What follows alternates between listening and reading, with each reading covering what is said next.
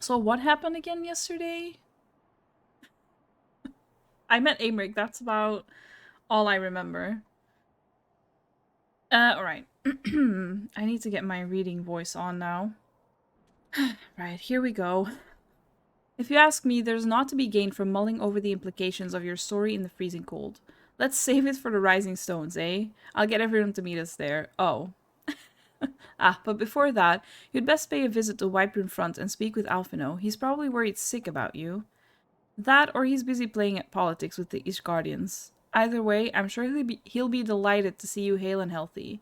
Speaking of which, you don't have a headache or anything, do you? No? Blurred vision? Oh, no reason. Did I read this yesterday? See you again soon. I feel like she said the same thing yesterday about the headache and stuff. Oh? Okay, well. Oh, he's up. Oh, I should have gone through the roof. Hang on. I'm so on edge now because I'm like expecting to see Aymeric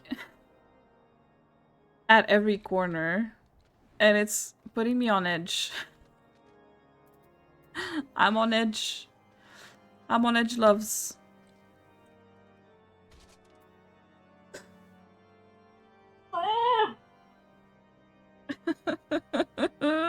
Literally, I just said that. I just said that. Oh god. Oh, the blue doesn't match at all. I bought the wrong blue, guys. That sounded like I bought blue, guys, but... Oh my god! I actually feel like the other blue matched better than this one. You guys need to be prepared for me just doing this a lot from now on. Like...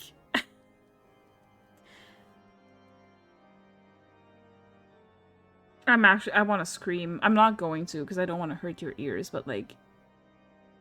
I want to scream so bad. Lambertine crying and screaming into his pillow right now. Lambertine doesn't need to know. Also, now that I've come up with like my Lambertine like headcanon, I don't know how to write him out of it. Like, how do I go from loving Lambertine to loving Aymeric? Especially like now that Maddie is Lambertine. Now that he just is around. Polly, it's a timeshare. I'm such a sucker for like romantic, like, I mean, not that Polly can't be romantic, but like one I don't know how to say that. I don't know how to explain it. Like monogamous, but like really like the focus, like this person is like the only person for you kind of vibe. I'm so into that vibe.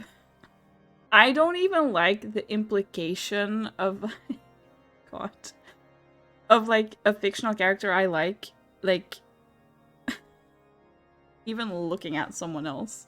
You know? Like I just want that like obsessive kind of this is it for me vibe.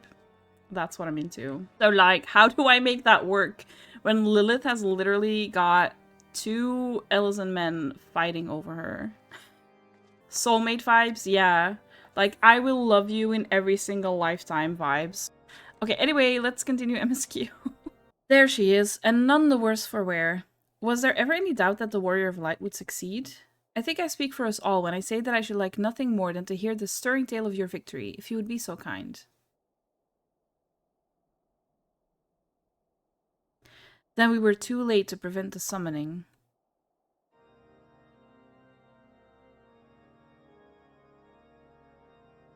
I'm fine. I'm fine.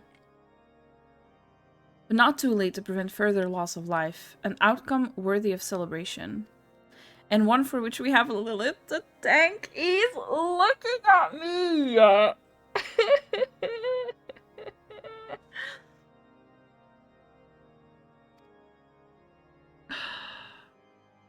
Yes, you are right, of course, Sir Aymeric. We should be content? Yes, with what we have accomplished. The reading is only gonna get harder the more tired I get. I, for one, could not have wished for a better outcome. Shiva is no longer a threat, and the heretics have been routed. Aye, there is the matter of Iceheart's escape, but she cannot run forever. Whether it takes days, weeks, moons, or even years, my knights will find her. In the meantime, he's so... I want to eat him! I want to eat him! He loves her. Alfie? Yeah. Alfie too. But like in a sibling way. Anyway. In the meantime, Lord Julmont, is a caravan ready? The supplies that your men recovered have been prepared for transport, in accordance with your wishes. Rest assured that my knights will see them safely to Revenant's Toll. Of that I have no doubt. I take it these are the selfsame supplies the heretics stole from the House Fortin caravan? Less the crystals which comprise the bulk of the shipment, yes. Scarcely a fraction of that which was promised, but a meaningful contribution to your cause all the same. He's looking at her again!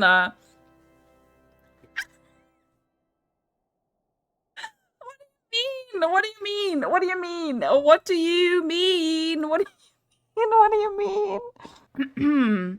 On an unrelated note, Lilith, might I trouble you to accompany me to Camp Dragonhead at your earliest convenience? Yeah, you can! Oh. 'Tis not for my benefit. A certain lord was most distressed when he learned of your intent to risk life and limb to stop Iceheart. It took half a dozen knights to restrain him, I am told. Oh, hello? A third Ellison man fighting over Lilith? Oh, we love to see it. Men give vent to their anxieties in myriad ways. Pray do not think less of him. He's lying. He's lying. It is because he wants me to. Actually, he is just being shy. Not her. She also falling in love with Lilith, please. Literally falling to his knees, crying. Thinking she was about to die. Oh, he's not even here. Did he not say accompany? Where are you then? Sir? Lies. Alright, Hershey, I'm back. I'm fine. You don't have to worry about me. What were you thinking, Lilith? Wagering your very being on a dubious theory which might allow you to enter Iceheart's lair, knowing full well that she could have sufficient forewarning to complete her ritual to summon Shiva anyway? And then, engaging the abomination in mortal combat? By the fury, Lilith, 'tis the stuff of ballads, a battle for the ages. Would that I had been there to fight by your side. He is so in love with me. Yet here I was forced to wait, condemned to wonder at the fate of a dear friend for a veritable eternity. Yeah, a dear friend. I would not wish such torture on my most hated enemy. But you're here now, and that is what truly matters. Let us move on. Sir... Why does Alfie need to be there, though? Why... I think Aymeric needs Alfie to be there, because otherwise he wouldn't be able to contain himself, and he'd, like, rip Lilith's clothes off. That's my headcanon, and I stand by it. I've said what I said. Anyway, Sir Aymeric wished to have words with you and Master Alphino in private. He awaits us. You don't have to be there. You're not me or Alfie. He awaits us in the intercessory. Listen, I was fully ready to forget about Lambertains, and then Maddie made his ult, and now I'm back in the Lambertains, like, trenches. Fighting for my life. Greetings, madam. I shall show you in at once. Yes, please.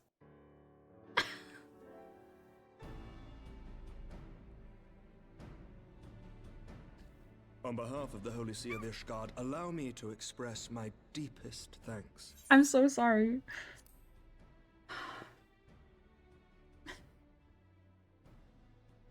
Never before have we been required to contend with a primal. Indeed, there were fears in some quarters that our knights might not be equal to the task.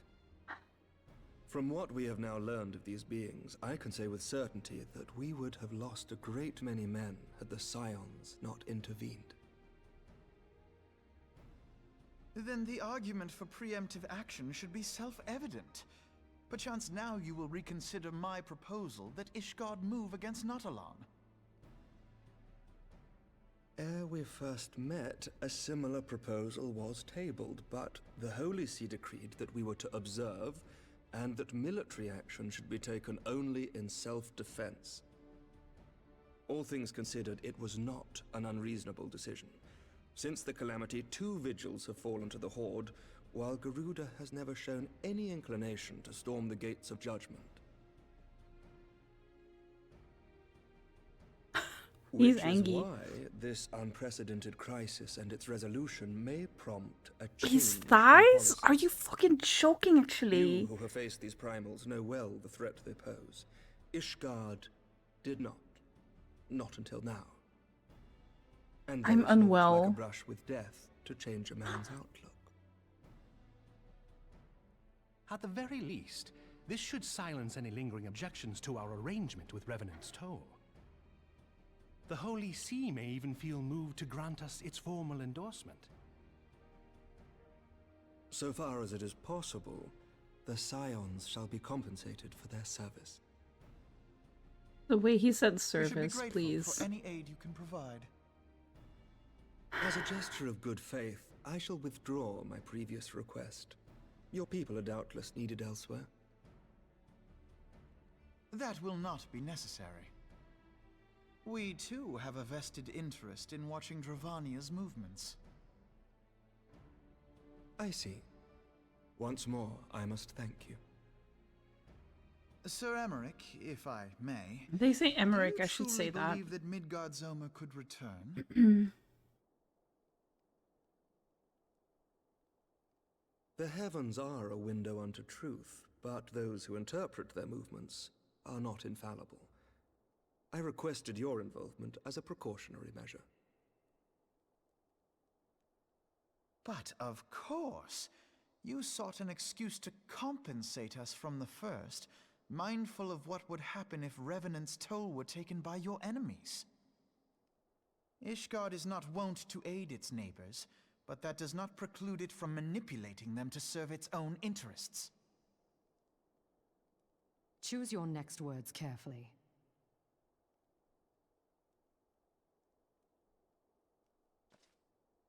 Do you know what sort of man becomes Lord Commander of the Temple Knights? One who comes from good stock. I did not.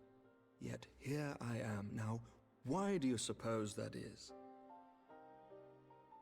Because I swiftly learnt to tell the difference between words, deeds, and beliefs. You are correct, Master Leveilleur. Ishgard desires to see Revenant's Toll flourish, as it would present a troublesome obstacle to our enemies from the south. Close the We are fucking so gyms, glad to be of please. use to you. Hi, Katie, welcome in. As we are to you. Ours is a mutually beneficial arrangement, lest we forget, one born of necessity. The dragons grow more restless by the day, and the heretics harry us nigh without cease. We have contended with such troubles for centuries, but there are limits to even our endurance. Yet as a pauper is loath to part with his meager possessions, the leaders of Ishgard are not wont to render up their trust to outsiders. His thighs, I will fucking die. But with perseverance on our part, they may yet be made to see the light. Nevertheless, one must take care when walking the road less traveled. Wise words, Sir Aymeric. I shall make a point I was to not remember listening them. to the words. I Oops. must apologize for my earlier outburst. I hope it will not sour our good relations. Not at all. You but spoke from the heart. I trust you understand that at times my smiled. duties may prevent me from meeting with you. On such occasions, my second in command will speak for me.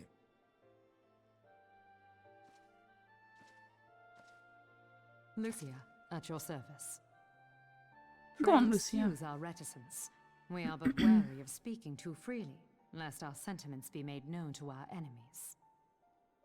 Know that the Lord Commander and I are of one mind. For the sake of Ishgard, and of Eorzea at large, I pray our peoples can put aside their differences. Those who dwell in the past risk losing sight of their future.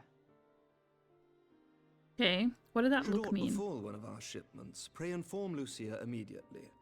You may also relay to her any words you might have for me alone. Any?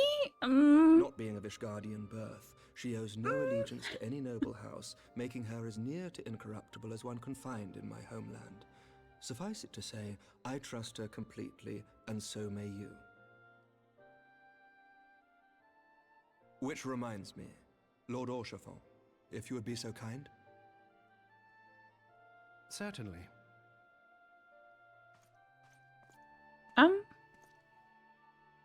In times such as these, trust is ever in short supply.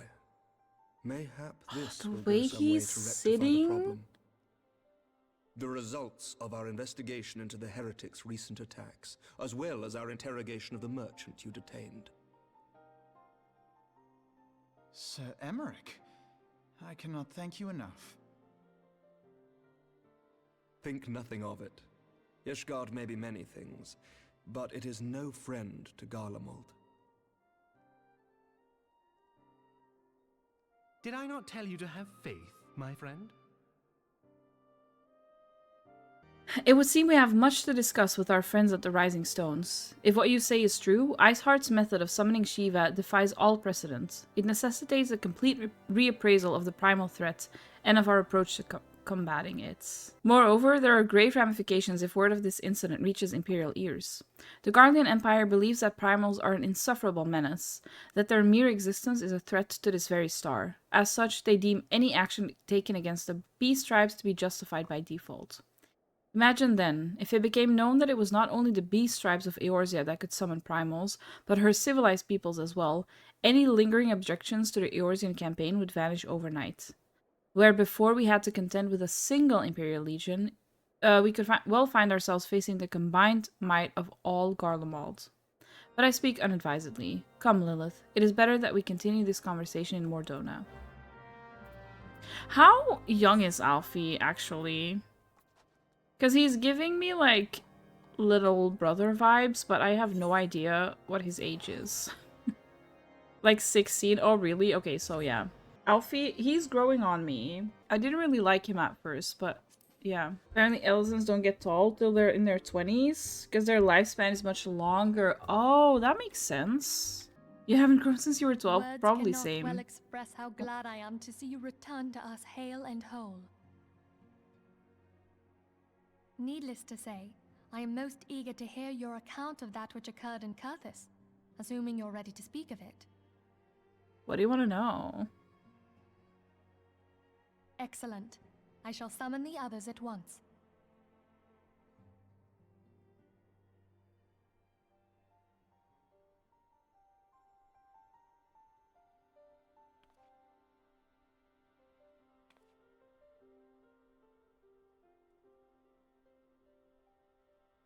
Iceheart used her own body as a vessel for a primal soul? Yeah, she did. And she Master looks Louis cool Soir's doing it. writings make no mention of such a possibility. Can we be certain this entity was a primal? As certain as we can be that good King Mogglmog the 12th was a primal, I should think. Both were ostensibly summoned. Let's not quibble over definitions. Of more concern is the implication that Iceheart retained her will, even after she was possessed.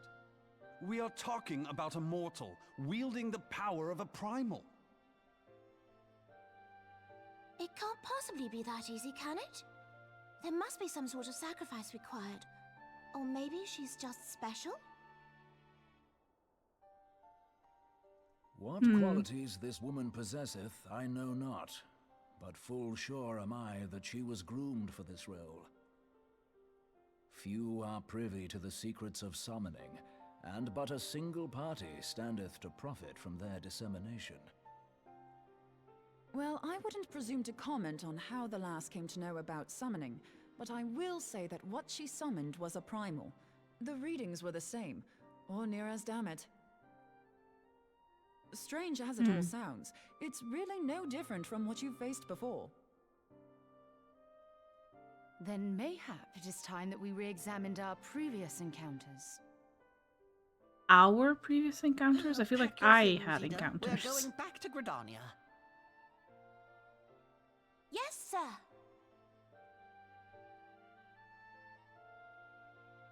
About Iceheart's final words to you. Here. Yes. Oh, I forgot about that. Yeah. Hydaelyn speaks to her as well. Yeah. That's what I If thought. Iceheart is blessed with the power of the Echo, she will doubtless have used it to further her goals.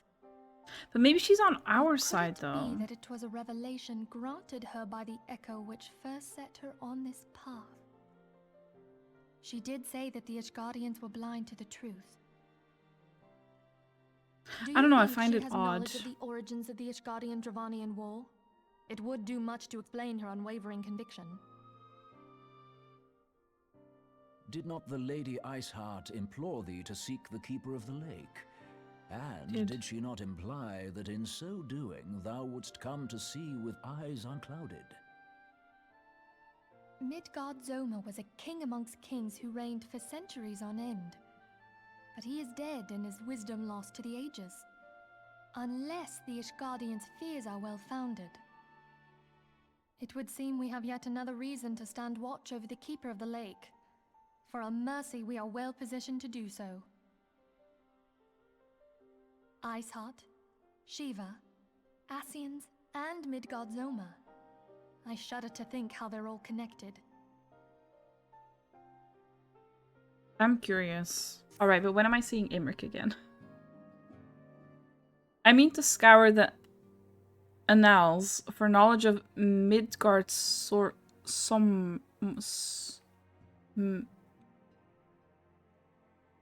yes. Midgard Sommer. Is that how they said it? How did they say it? Forgot already. Given his great age, I dare say he appears in more than a few. Do you hear that? The commotion outside. Would you see if aught is amiss? Oh, not again. Not again, please. I've already been traumatized once. You just call them MIDI? Alright. MIDI. Oh.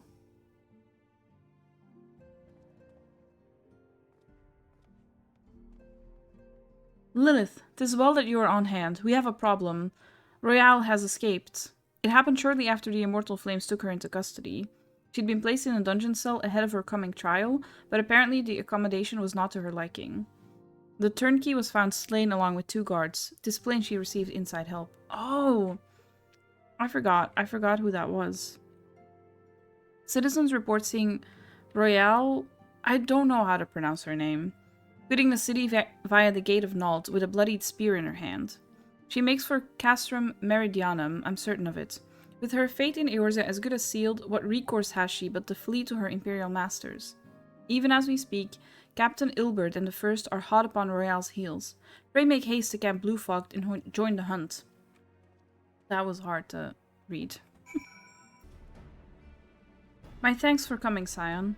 I have spoken with the soldiers here. They say that Roaille walked through the camp not a bell ago.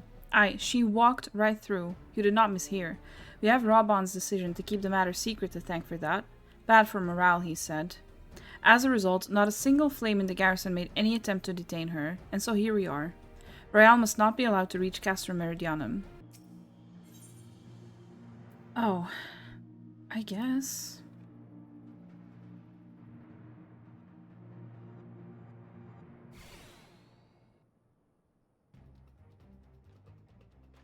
This wretch was with Roaille. He threw himself at us so his mistress might escape. Oh. She didn't blink when we cut him down, not even when he started screaming. No loyalty even to her own, the goddamned harpy. With me, Scion, we almost have her.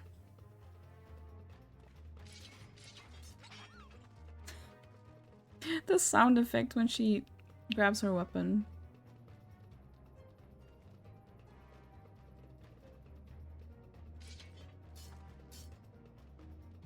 She is so cute though.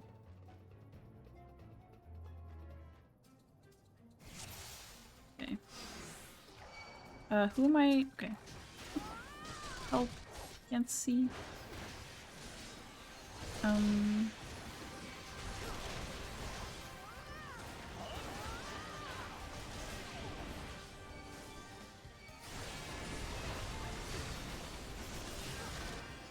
There's a lot happening. Jesus.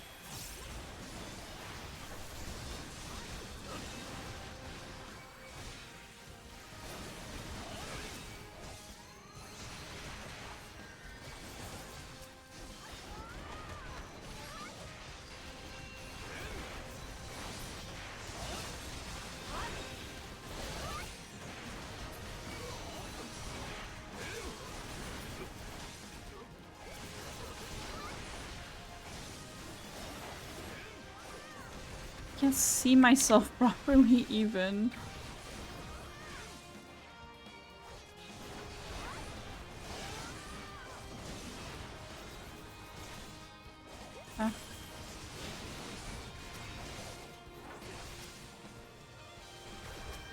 Hello?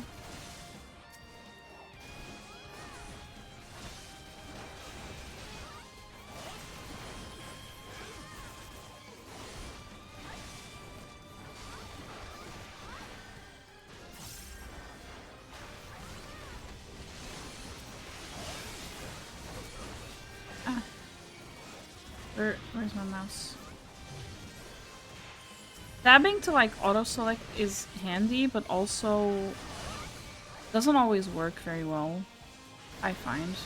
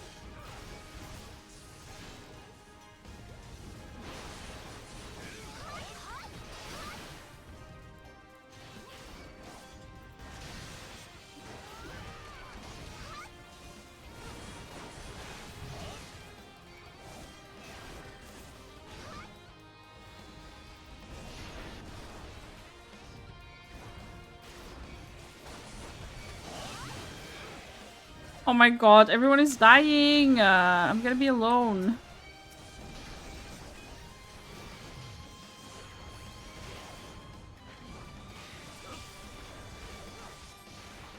Oh my goodness.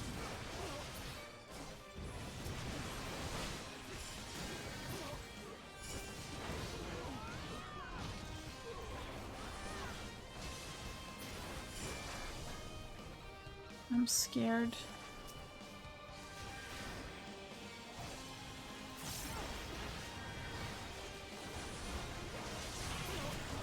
What the fuck is happening? They keep coming. Hello?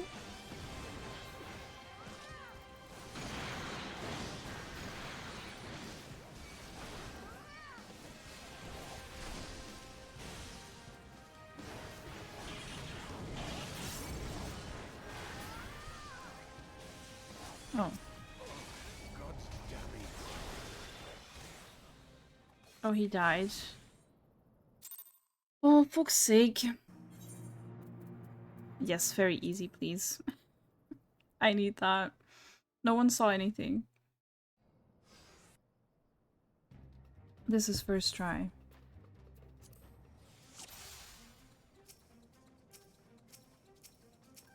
See, why does it scroll through all of them? Like, just okay?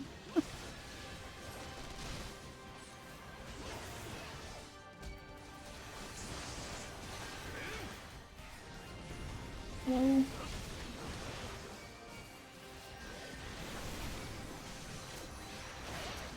Hello? Oh my god, just select the one in front of her! Why is it so hard? Oh, oops, I didn't mean to do that. I did not mean to...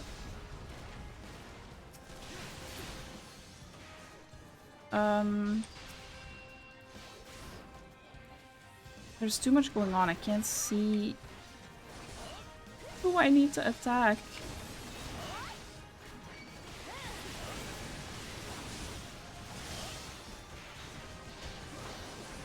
There is so much happening. Ah.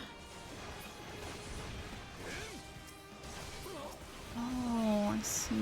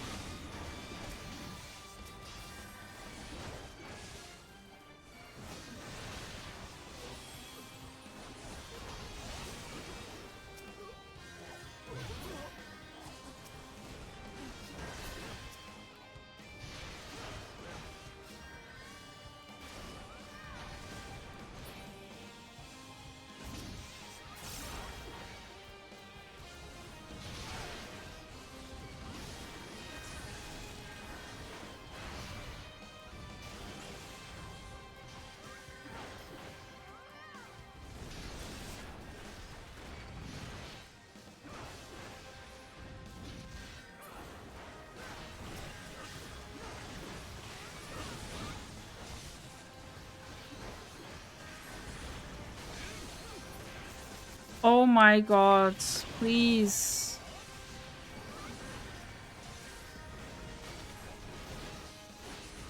Ah. What is going on? This is so much. This is so much, please. Please, I can't see. I can't see shit. Oh.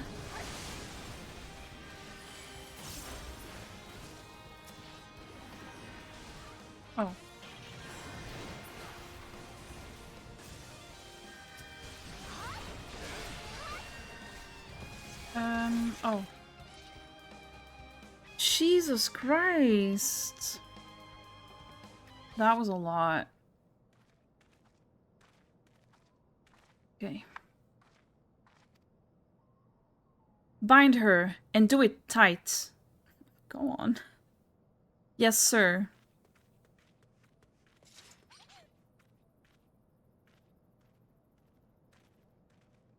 Good work, men.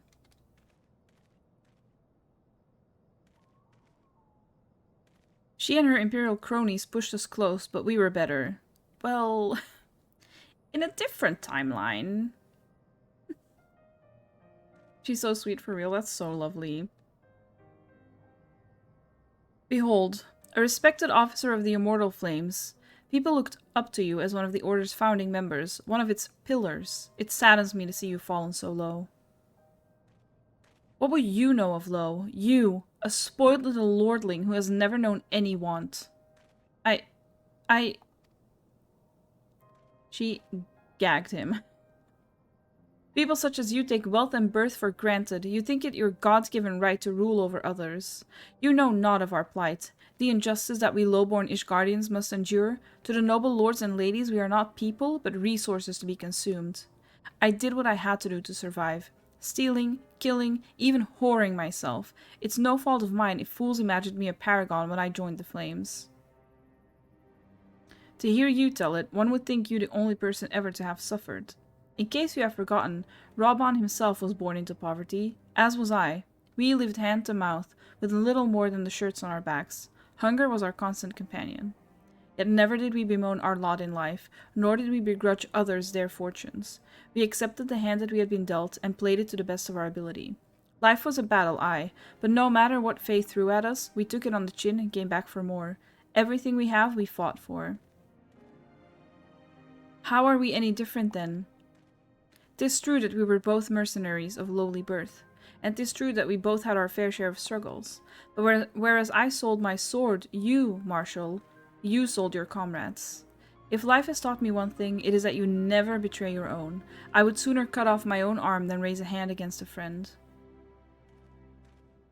But enough talk. You will return to Ul'dah to face justice, and the people whose trust you have dragged through the gutter.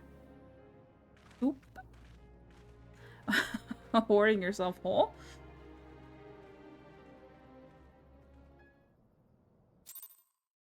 Me when I see Aymeric. Sorry, I had to say it. It had to be said. Not so much as a hint of remorse. 'Tis well that this sordid business is finally at an end. A friend's betrayal cuts deeper than steel. We must hope that we have chosen our own allies more wisely than Robon chose his. Don't blame him. He couldn't know.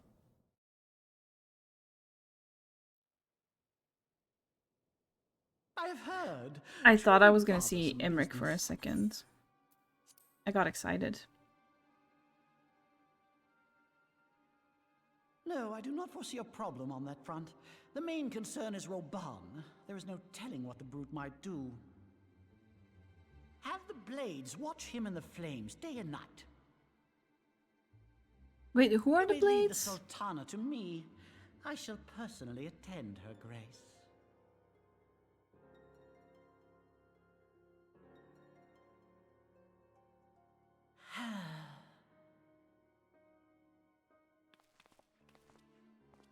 Sever one of the East Aldenard trade routes. That ought to keep Lolorito occupied for a while.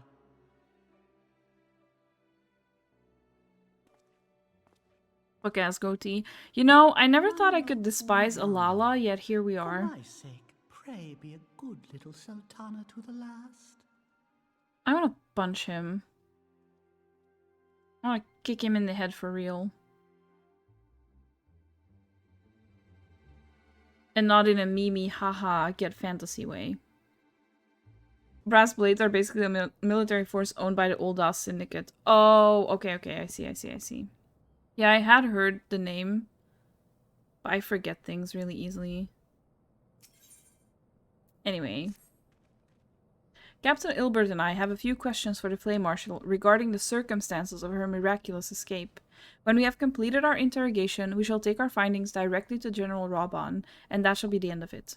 Your work here is done, my friend. My thanks. But I have one last task for you. Return to the Rising Stones and apprise Minfilia of all that has happened. I am aware that the antecedent held Roaille in high regard. For better or worse, she will want to know how this tale ends. Oh, I thought he was going to send me back to Aymeric. You're so excited for my Heavensward streams? Oh my god, I can't wait. I can't wait. When am I getting to the last patch? Please. Please. Oh, but then I still need to do Crystal Towers. And the coils. I'll cry. I don't know if I should do that stuff on stream, because I feel like it will be important story stuff. But then having to... That's gonna make it more difficult to play with pals. It's big, important story stuff. Alright. I guess I should. Otherwise, I was gonna probably, like, record it. Welcome back, my friend. Oh. I have already received word from Alphino. To think that Flame Marshal Huayu was the Garlean agent. Sorry? I know not what to say. Sorry, how did she say that? Huayu? How the fuck? I'm so sorry. I'm so sorry, but how the fuck is that spelling Rhayu or whatever it was she said? Are you joking? Are you having a laugh? Someone did say in chat yesterday, like, however you try to pronounce it, you're not gonna be prepared for what they actually say. 14 has some confusing ass names, yeah, for real. No, that's like, no. They can't do that. They cannot do that. I'll just call her Ro. That, A traditional French name? But that's not how you say that in French. Where does the... There was like an H sound. Together with Robon, Eline lent us much needed aid at the time of our order's founding. She was particularly passionate about the need to tackle the primal threat. When we discussed the subject, her eyes fairly shone with determination. Whatever else she may have been, I choose to believe that it was her true self with whom I spoke then. But now is not the time to dwell on such matters.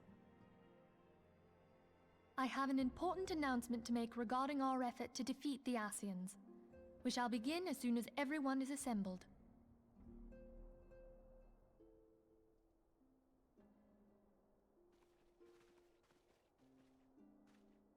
My thanks for coming, friends. Moonbreeder, the floor is yours. Go on, Moon. By now, I'm sure you're all familiar with white auricite, the miraculous material that'll allow us to capture Ascian souls. Back at Snowcloak, we verified its ability to absorb vast amounts of ether. Alas, it leaves something to be Her desired thighs in as the well, area though. of stability. The stone can only store ether for a short while before expelling its contents. In addition to auricite's inherent limitations, we must needs be wary of our enemy's strength.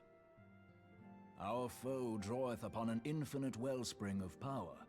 Even should we succeed in entrapping him, the stone will not long contain his wrath.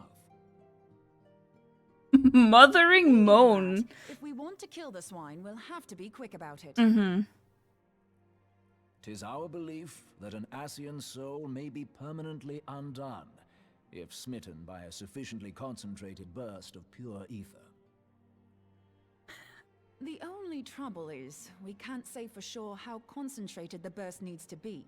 Without knowing how I need much to pay ether an attention. Ascian soul is composed of, We're basically guessing. Our sole clue lieth in thy struggle with La Habrea. During that encounter, Heidelin bid you forge what she called a Blade of Light, a weapon which took the form of a luminous stream of energy. Based on your description, we believe the blade with which you vanquished your foe was composed of ether. Admittedly, I forgot about your that victory already. proved ephemeral, as La Habrea was able to use a crystal of darkness to flee into the space that lies between our world and the void. The fact remains, however, that Heidelin placed the means to destroy Exactly, the Emerald. Ascians in your hands. Be that as it may, it would be unwise to assume that she will do the same when we next encounter such a foe. Quite so, my lady. We must needs find the means to forge our own blade of ether, one to equal that which Heidelin did benevolently bestow upon her champion. That is all well and good, but it seems to me that producing such a blade will require a prodigious quantity of ether. Whence will it come, pray tell? Oh, what if we had 2 pieces of white orosite?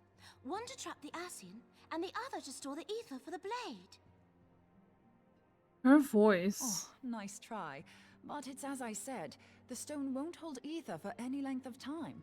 We'd still need to collect the stuff there and then, sorry to say. And therein lies the rub. Finding a way to create the blade Hello? whenever and wherever we choose. It would seem more research is in order. I'm going to linger a while, perform a few more tests on the orosite. And I could do with some help. Urianger, why don't you lend me a hand? Mine apologies, but I am required at the Waking Sands. Lady Minfilia hath given me sole charge of the premises. Where's 'Twould that? be Yeah. unseemly to leave them unattended. Sole charge, you say? So you're basically alone there then? Well, that settles it. I'll just have to come to you. Go on. He's like, alone time, you said? I am there. She's just like me for real. While you were afield, word arrived from the Sharlayan motherland. You will recall that a survey party was dispatched to investigate the incident at the Isle of Val. What they discovered was troubling, to say the least. According to the report, the Isle has been erased from existence. 'Twas as if a hole had been torn in the very fabric of reality. Aye, yet the mystery endeth not with the Isle's disappearance. Huh? I'm not paying attention. It Oh hath come no. to light that a number of scholars in various other locales were reported missing at a similar juncture. What's more, they all had something in common with the head of the students of Baldessian. Every last one of them was researching a phenomenon called dimensional compression, or the rejoining as the ancient texts call it. I'll be damned if that's a coincidence. All indications suggest Ascian involvement, but I sense that a force greater still is at work. The entity the Dark Beings call the One True God. We Sounds must scary. pray that my dear friend Kryl regains consciousness soon. If she bore witness to the Isle of Val's final moments, she may be able to shed some light on this mystery. Right. I'm so sorry. Oh, and another cutscene. Oh no. Thought I was done. Following the calamity, the forces of the 14th Imperial Legion entrenched themselves in strategic locations across Eorzea. So swiftly did they accomplish this, it was suspected that they had received help. To think that it came from Huayu, my right hand. Oh, I see. They're trying to do like a French R. There is Okay, more. I get it. We have It's reason not to an believe H. that Huayu didn't deal exclusively with the 14th. Okay, they're trying. She also answered to a higher authority in Garlemald. But this higher authority could not have been the Emperor, By consenting to the media project, Solus Zos Galvus showed himself to be more concerned about preventing the spread of primal influence than claiming Eorzea for the Empire.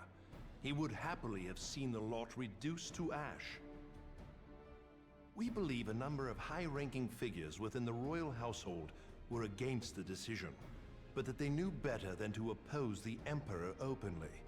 Of course, this didn't prevent them from making clandestine provisions, in which Huayu played a part. Alas, these provisions did not prevent Dalamud from falling, and the ensuing chaos changed the face of the realm forever.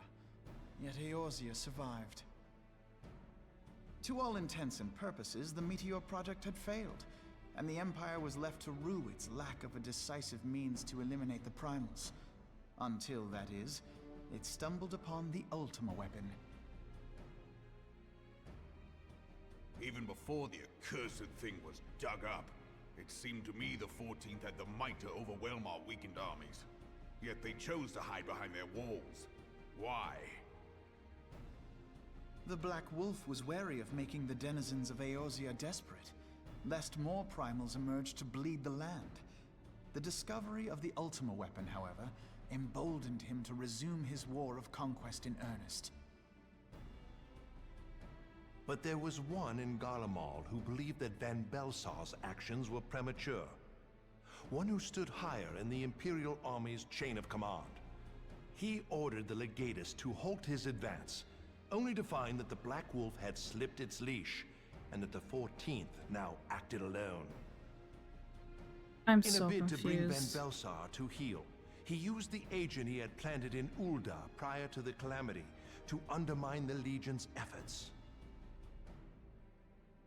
A man who outranks Van Belsar, yet opposed the late Emperor's decision to annihilate Eorzea. This could only be the former High Legatus of the Garlean army, now known as Emperor Varus Zos Galvus. So he was Huayu's true master. But one of several in actual fact. We've learned that even as Huayu served the Empire's interests, she sold Imperial secrets to a certain faction in Eorzea.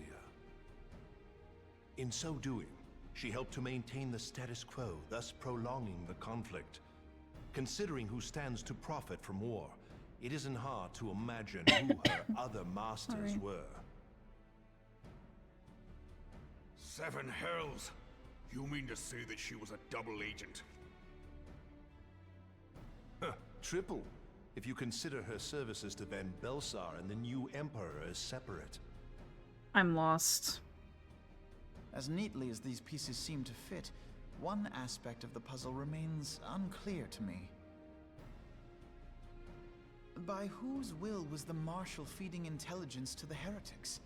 And try as I might, I fail to see how aiding their cause would profit either her Imperial or monetarist masters. Could it be that another hand is at work here? If so, Huayu must be made to reveal whose it is.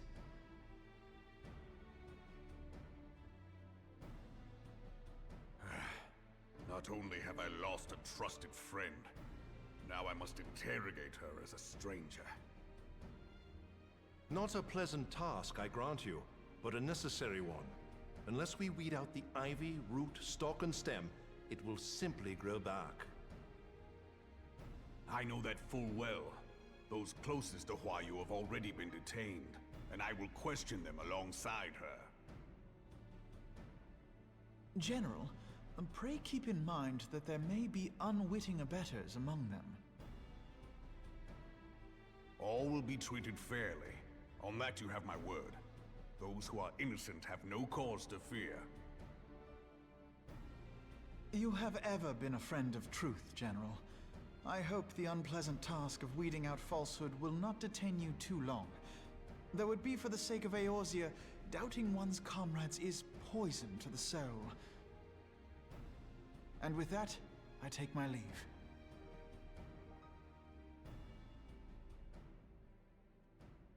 He sounds so...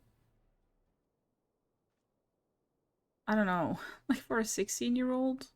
All these years, I've been made to dance to their tune. Uh-oh. How could you, Roaille? How could you side with them? Those cankers who take from this land and give naught in return, who use their power to disempower and grow fat while the people starve. I know you can hear me, monitorous scum. Oh, Crimes will not go I mean, unpunished. One day I will purge this land of your sickness before the eyes of the 12. I swear it.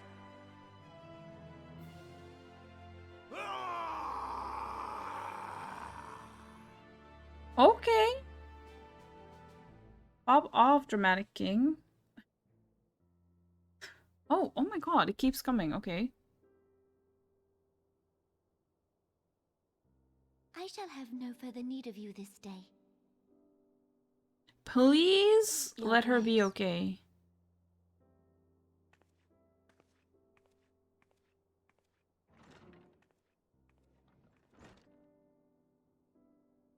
I fear that not even mine own chambers shall remain private for long. Has the situation grown so grim? Oh. Ever since he proposed the Cartiner Reclamation Bill, Teleji Adeleji has risen to greater prominence upon the backs of impoverished refugees. The monetarists were ever united in their pursuit of profit, but the man's actions have torn a rift in their ranks. They snap at each other as rabid dogs. Yet now is not the time to be bickering among ourselves.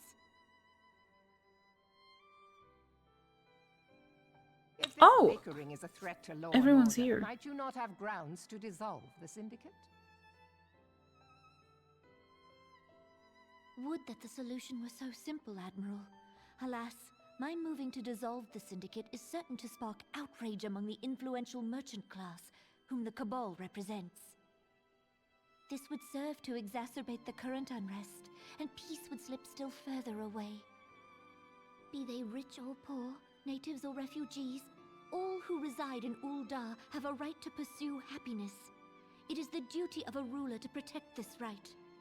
She's so If I am to precious. perform my duty, I must needs tread warily. It would not do to make enemies heedlessly.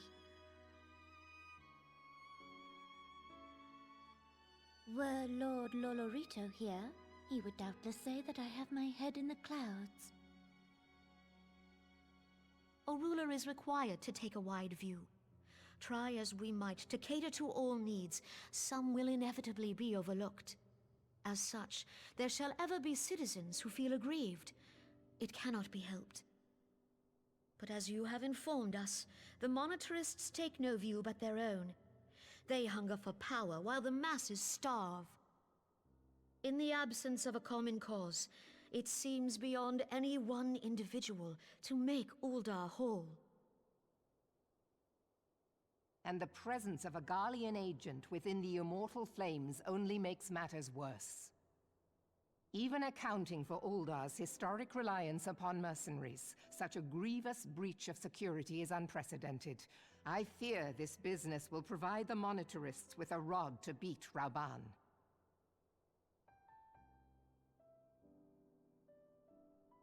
Eorzea can ill afford for the Immortal Flames to be dampened now. Ere long, the Garleans will turn their ravenous gaze toward our lands once more. If we are to resist their might, our nations must stand together. I can feel myself falling Yet for this asleep. to happen, our nations must be whole. Cannot be done to improve the situation in Ul'dah. Oh, The true wealth of Ul'dah lies in the health, happiness, and I hopes love of her her. citizens. Alas, the citizens shall never know these things, so long as their lives are ruled by the ambitions of the few. The monetarists claim to represent the best interests of the people, but in sooth they desire only to manipulate them for their own selfish ends. For the government to serve the people, it must be formed of the people. For Ul'dah to move forward, it is not only the Syndicate that must be dissolved. Oh? Say, you jest.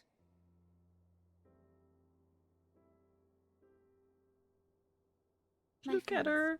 It was for no other reason than to make known to you mine intent that I requested your presence here. When I make my declaration to the people, chaos shall inevitably ensue. As the last monarch in the line of Ul, I make unto you this request.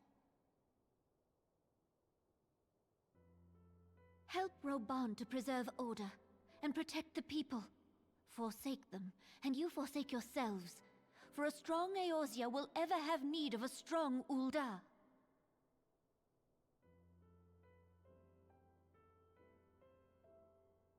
Your Grace, are you certain of this?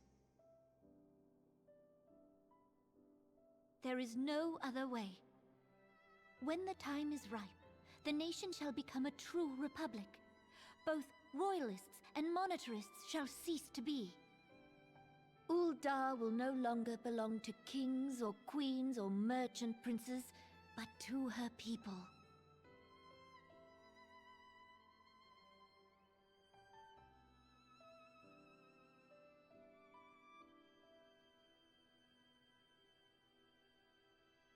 Roban, forgive me for casting aside all that you have toiled for in my name.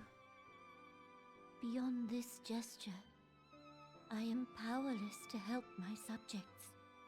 I just want to give her a hug. Please. Oh. What a cutie. So what I'm assuming, because this was a long cutscene thing, I'm assuming I've finished patch 2.4 now? And I would be going into patch 2.5, except I need to do Crystal Tower first. Why is everyone so excited for Crystal Tower? I'm so confused. I'm so confused. You like Crystal Tower? Yeah, everyone seems to love it. The quests are so good. Okay.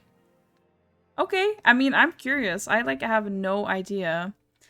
Why? What happens in Crystal Tower? Oh, that's not him. This is something else. He's something else. He's someone else. Hang on. This is not that. No, never mind. Sorry, I lied. I lied. I need to do something else. Oh, that's my job quest. Oh, I see. Okay, I see. Will it tell me? Oh, I do need to... No. Why won't it tell me what I need to do? Do I need to talk to her? Tell me what I need to do, game. It's also important unlocks. Okay, I don't know. Okay, I don't know then. I don't know what I need to do. I'm lost. I'll talk to her. I'll see what it is. I was just looking for this because it seems to be linked. I believe it's extremes. Let's see. I'm lost. I'm just gonna go visit Lambertines. I can teleport from here.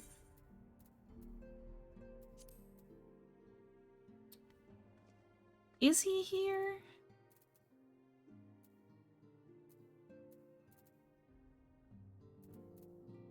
Is he?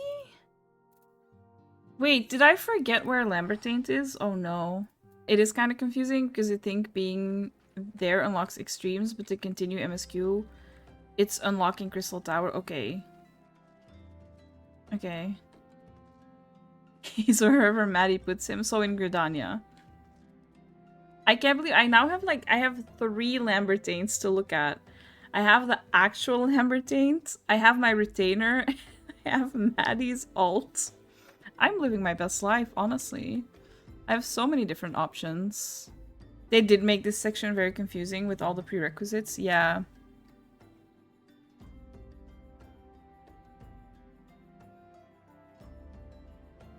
He's so mean! He's so mean! We're gonna ignore that. Pretend he didn't say that.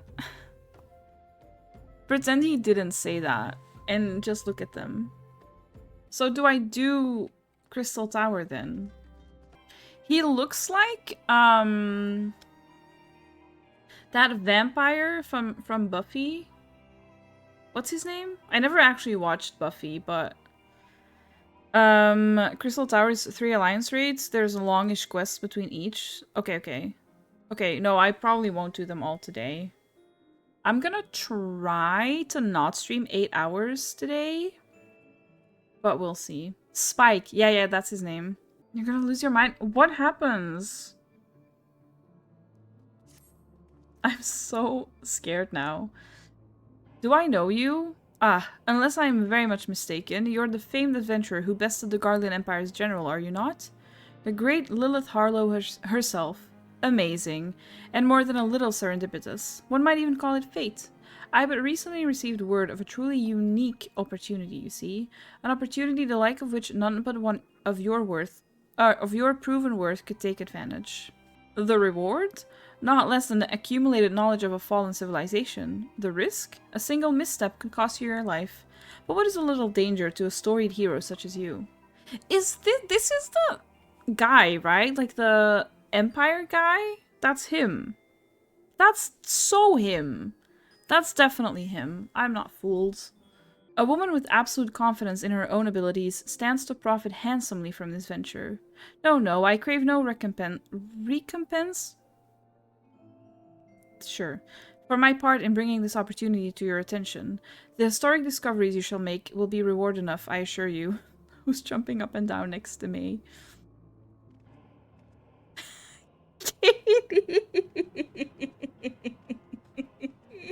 Anyway, if my words have fanned the flames of your curiosity, then I bid you seek a man by the name of Rambruce at St. Coinex's Find.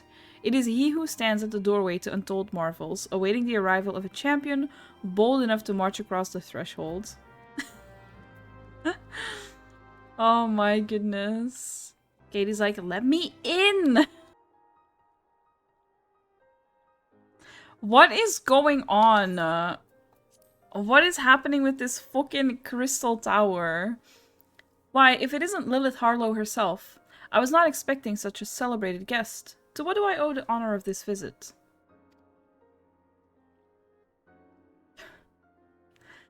You were directed here, you say? By a man clad in foreign garb? Well, the opportunity you spoke of must surely refer to our latest anthropogeographical endeavor. Quite how we came to know of it is another matter. All knowledge of this project was supposed to be restricted to my organization. But that's something for me to ponder in private. You're here now, and your services will, I'm certain, prove invaluable. I must warn you, however, that the venture we have in mind is no simple excavation. An unprepared or incautious adventurer could very well find herself on an unplanned and unpleasant journey to Thal's solemn halls. Knowing this, do you still wish to lend us your cooperation? Imagine if I said no. Like, I'm out, actually. I rather thought you would say that. Your courage is scarcely a secret. Now, the first... Lilith? I thought it was you. Oh, hi, Sid. What brings you to St. Coinax? Don't tell me. The Alliance has sent you on another realm-shaking, history-making mission to lay low an apparently insuperable foe, yes? No? Ah, I see you two are already acquainted. That is well. Master Garland, our intrepid hero here caught wind of the forthcoming expedition and has kindly pledged to assist us. She has she? Glad to have you aboard, Lilith. You don't have the faintest idea what you volunteered for, do you? Very well, let us begin at the beginning. Oh, this is so much reading. The Sons of St. Coinac are tasked with unearthing the secrets of the long-fallen Allagan? I don't know how to say that. Empire. And this present endeavor aims to delve more deeply into the civilization's mysteries than ever before. Ah, but I know that look. In the event that you feel ill-equipped to contribute much on the subject of Allagan archaeology, I invite you to recall your encounter with the Ultima weapon. That mechanical monstrosity represented a feat of engineering far beyond aught Garlemald can presently achieve. Nero Tol Skeva simply awoke it. I mentioned this by way of a reminder that you have had what one might term extensive first-hand experience with a notable Allagan relic. In short, you're practically an archaeologist. Okay. I don't think that's how it works, but sure. Now, to the core of the matter. Here in Mordona, there stands an entire elegant structure which we have yet to investigate. I speak, of course, of the Crystal Tower. After witnessing the destructive capabilities of the Ultima weapon and the lesser moon, Dalamud, before it, it seems wise to treat any remnants from that era with the utmost caution. They must be analyzed, monitored, and, above all, kept from falling into the wrong hands. To put it plain, I've no wish to see another megalomaniacal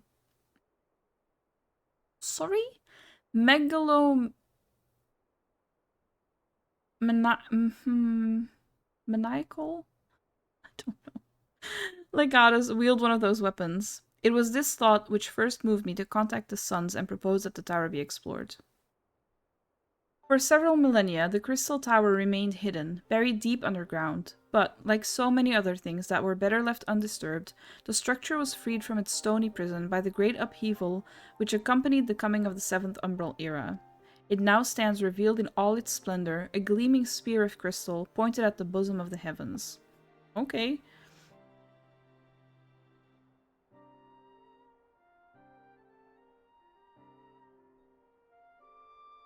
Who am I gonna see? I am so scared. Terrified, actually.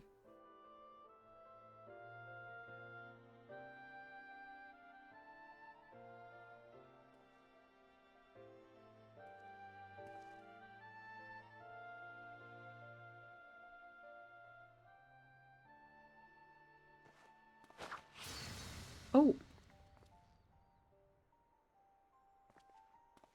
We believe the tower to be the repository of much of the ancients' wisdom. Unfortunately, its entrance is guarded by formidable defenses, and we cannot so much as peep through the keyhole, much less set foot inside. Okay. It's Sid. You're all hyping Sid? Sure. I definitely believe that. These defenses take the form of statues, carved into the likeness of giant swordsmen. The 8 Sentinels, as the Sons are wont to call them, is the first barrier we must overcome.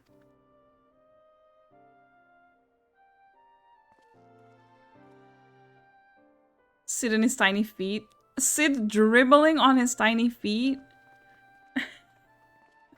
Furby goggles, bro. Why not simply fly over them in an airship, you ask? It's been tried before. Any vessel that ventures too close to the tower is blasted out of the air. We either destroy those statues, or the front door is forever beyond our reach. This is a lot of reading. Please.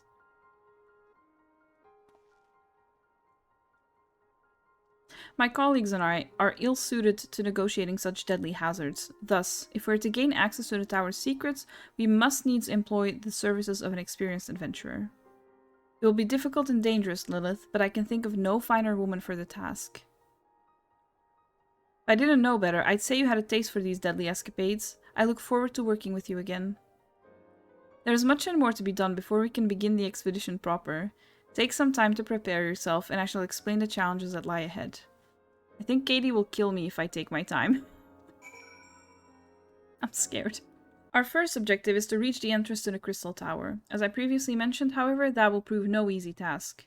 The entrance is guarded by powerful defense mechanisms, each utilizing one of the 4 elements of fire, water, wind, or earth. Anyone attempting to simply stroll past these unsleeping sentinels invites swift obliteration.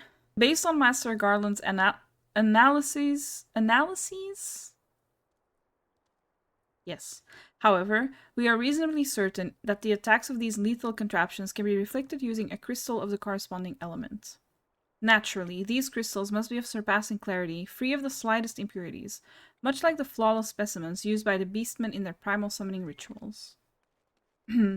Mayhaps I should have said exactly like the specimens they use. Were there any other way, we would not ask this of you, but we need someone to enter the beast-tribe strongholds and liberate their perfect crystals. For the moment, I would have you focus on obtaining 2 of the 4 crystals we require. Pray make for Lonacia, where both the Sapsa spawning grounds and Ugamaro mines are located.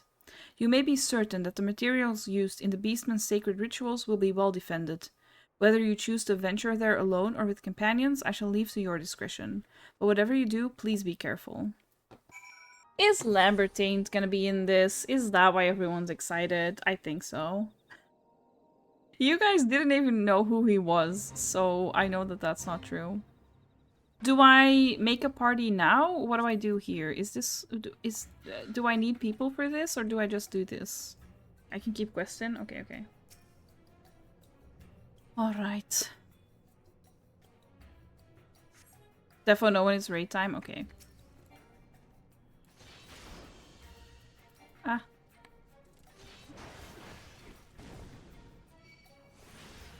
Oops. I didn't mean to do that. Love it when I click the wrong thing. Absolutely love that.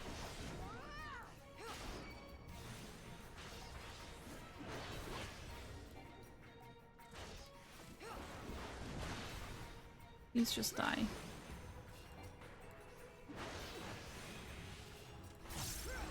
Katie's eating her walls right now. Need people as soon as it says duty unlocked. Okay, that makes sense. I'm just nervous. I can read maps sometimes. My little minion. Run, Bessie. He's so cute.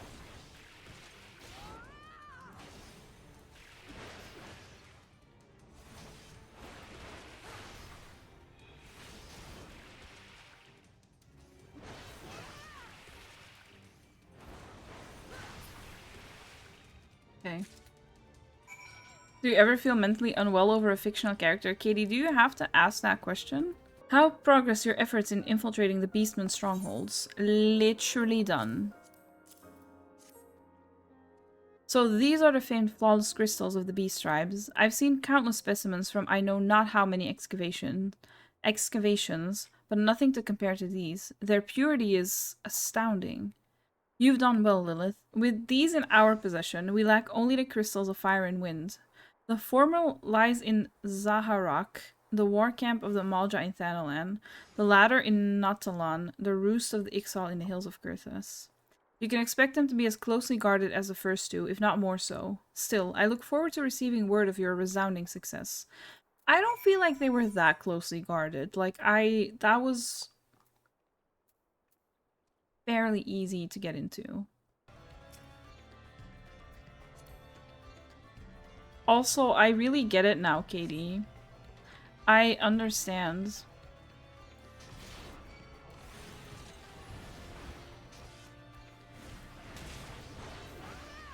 Now that I've got my Lambertines to look at, I get it. I get it.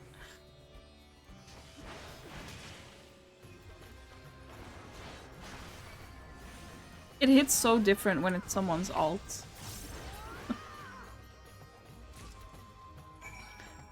Or a horn wiggles. Maybe not. Maybe not.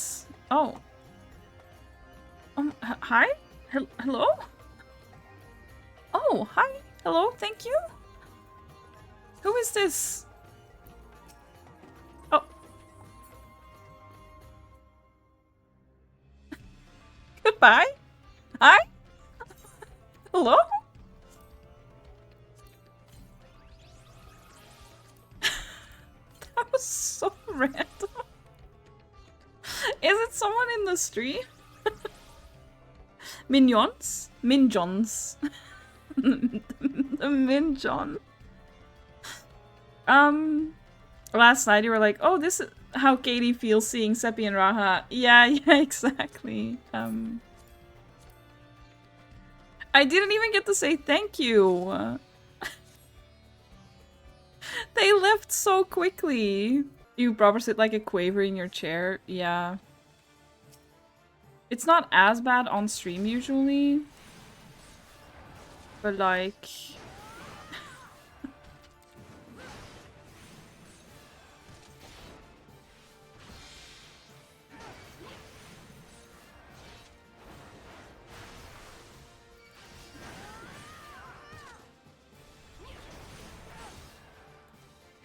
Oh, oops. Oh.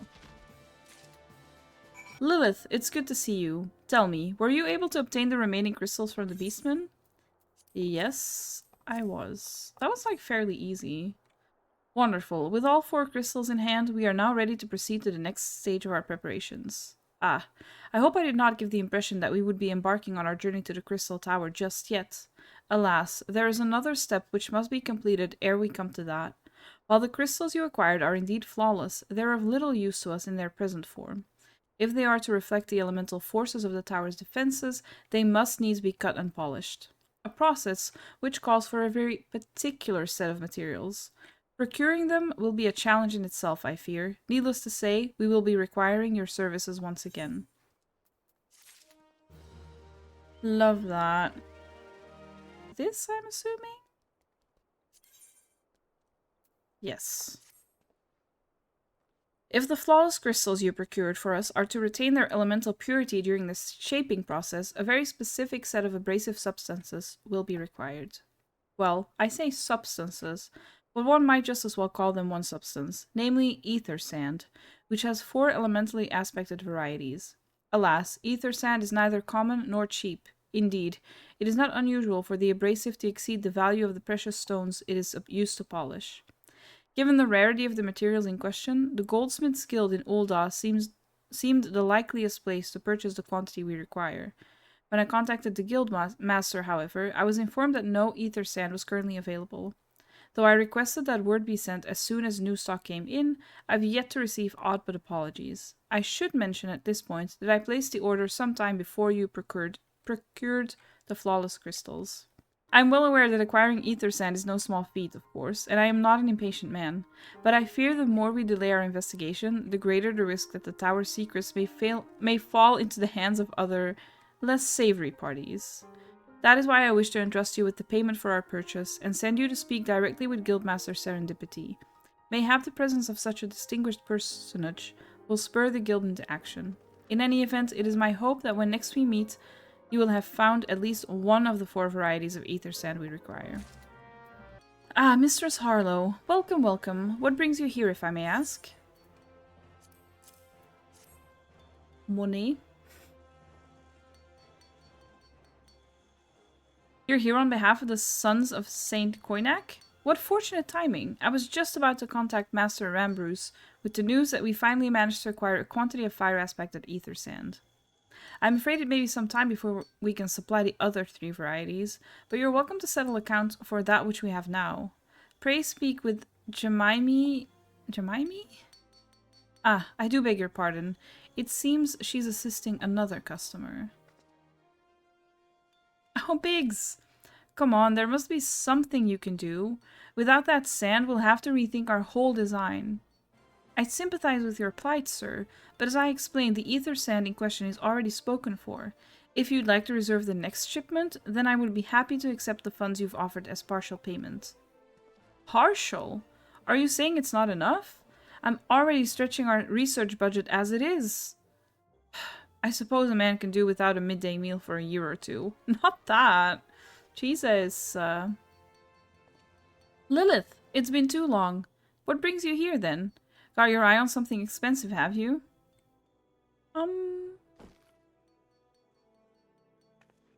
Not that. Not right in front of him. Well now, that is quite the money pouch. The sound of so many guild clinking together is strangely satisfying, is it not? Calming, and yet invigorating at the same time. Oh no, you're here for the blooming ether sand, aren't you? So sorry.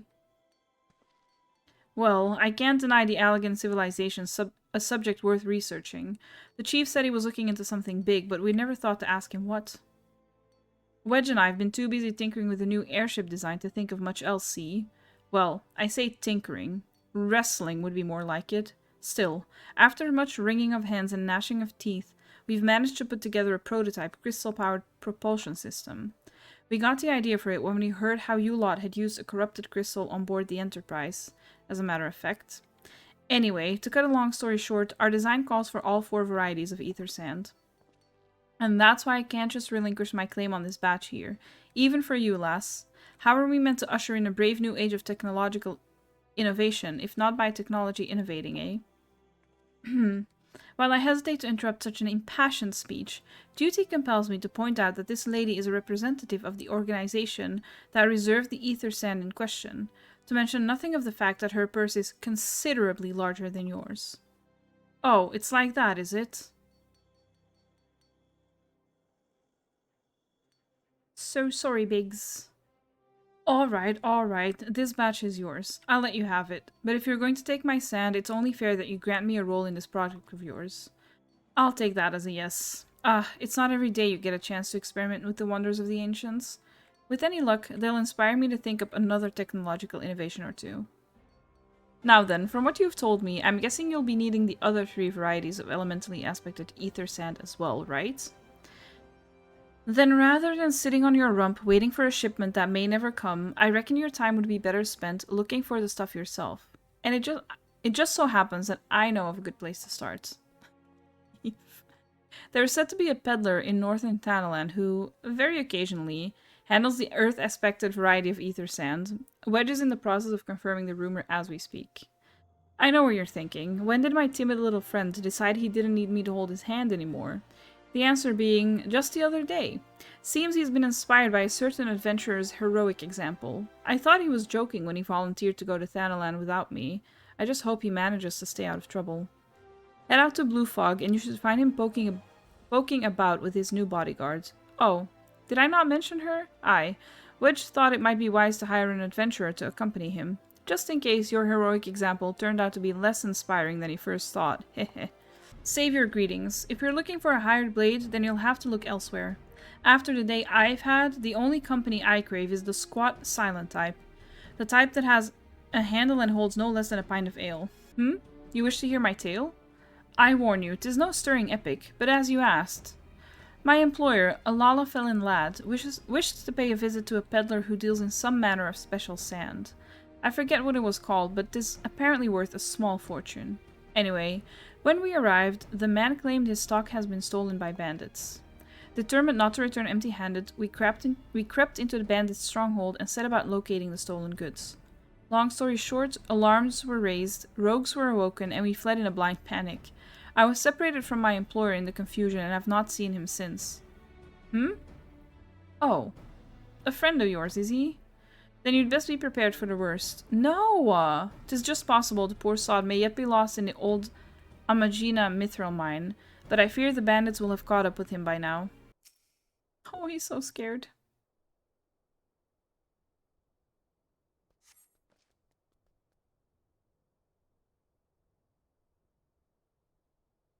How could I be so stupid, sneaking into a bandit's lair? It's just not the sort of thing I do, and now I'm going to die for it.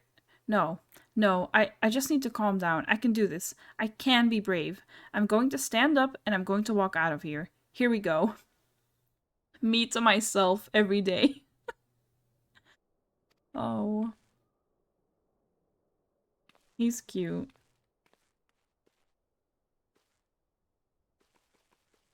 I'm sorry. Please don't kill me. I promise I'll leave and never come back?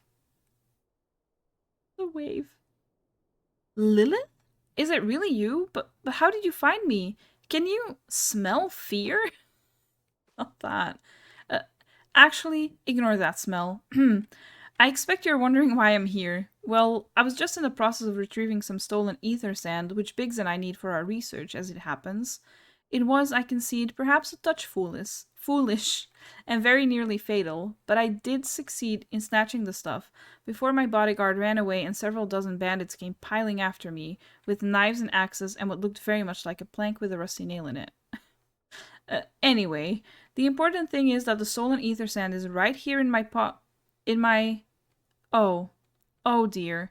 It must have fallen out when I was, taking evasive maneuvers. It seems I won't be leaving this infernal place for a while yet. Wedge pished himself. Listen, Emerald. Me whenever I see Aymeric, so it's fine. You'll find the ether sand in my stead? Why did I say that? Why do I say these things? live on stream. Oh boy. Oh, thank the gods. You're a true friend, Lilith. I hope the search doesn't prove too troublesome. The bandits don't seem to care much for visitors. Alright, I bet we have some fighting to do.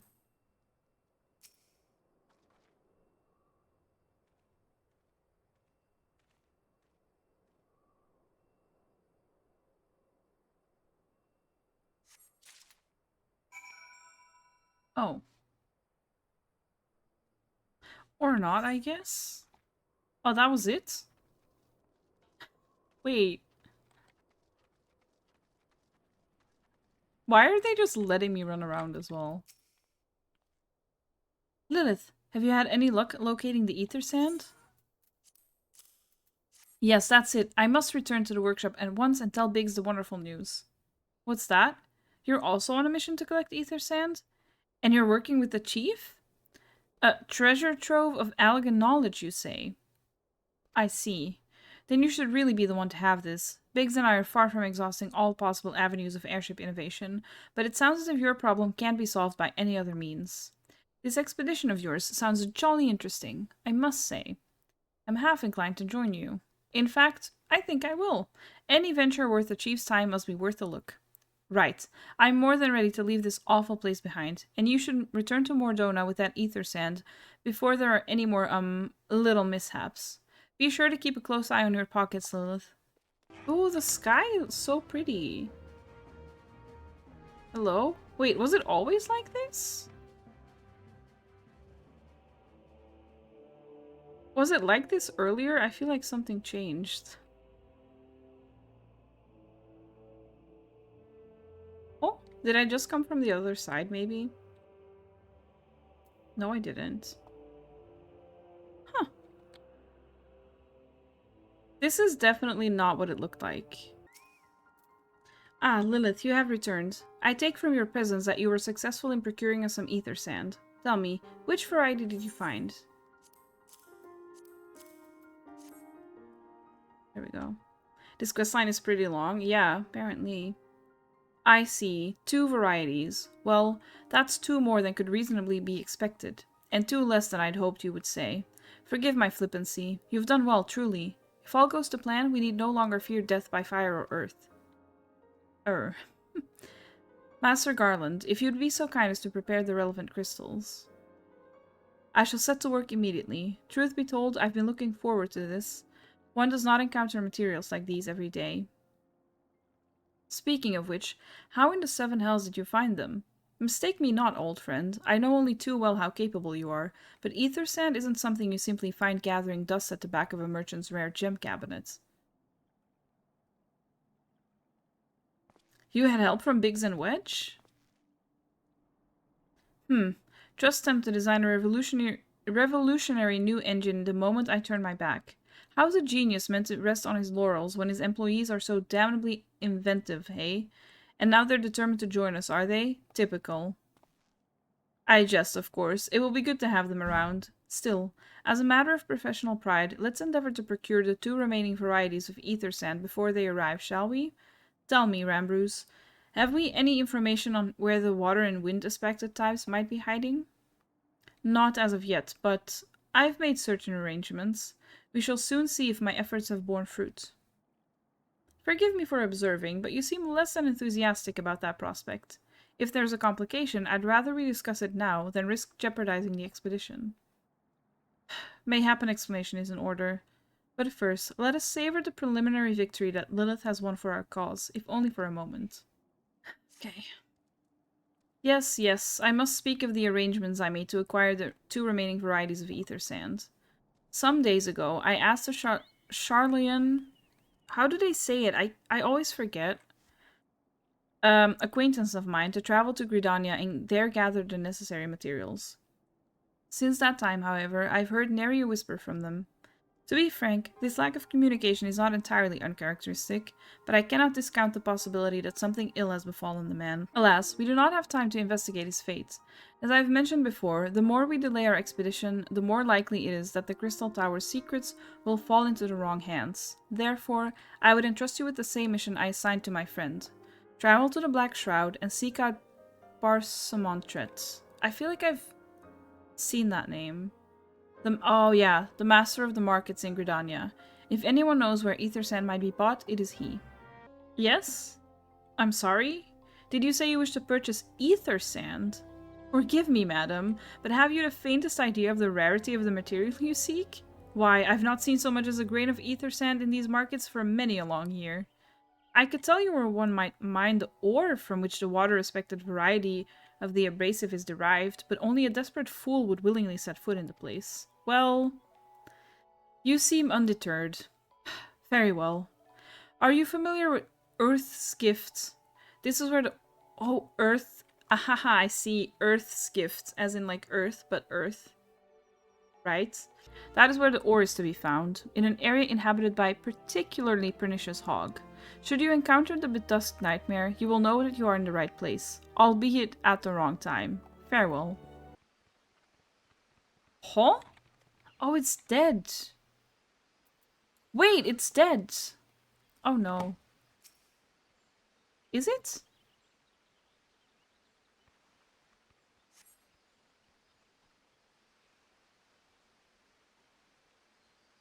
You are too late, adventurer, and not only for the entertainment. You will find no trace of the ore which recently lay here. Nay, not so much as a speck.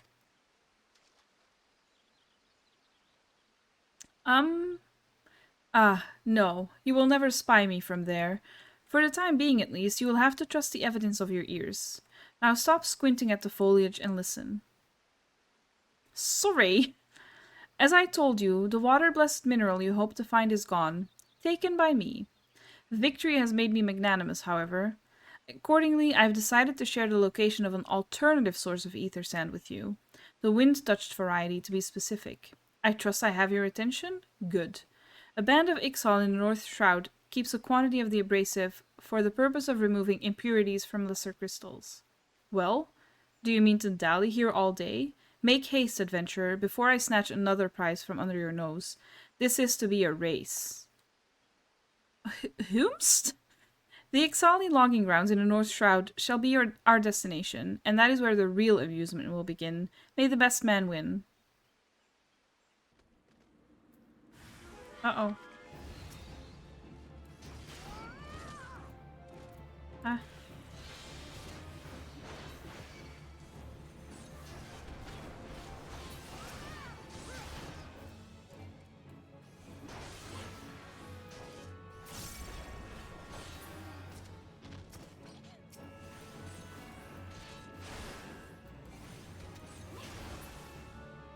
Right.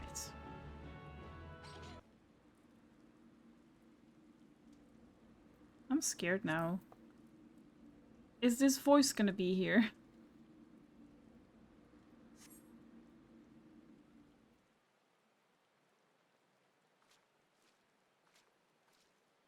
Bravo! That was quite a show, adventurer. Why, the spectacle proved so enthralling that all thoughts of ether sand slipped my mind.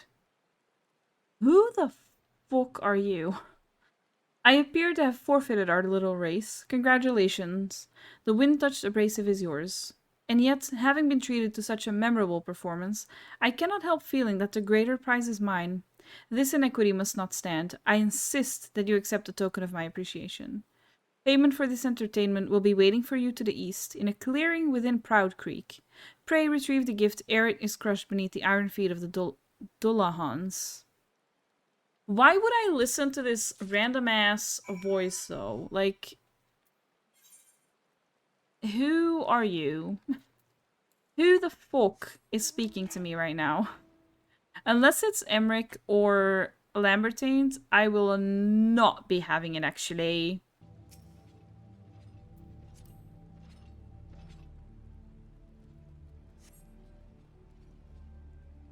Strange voice.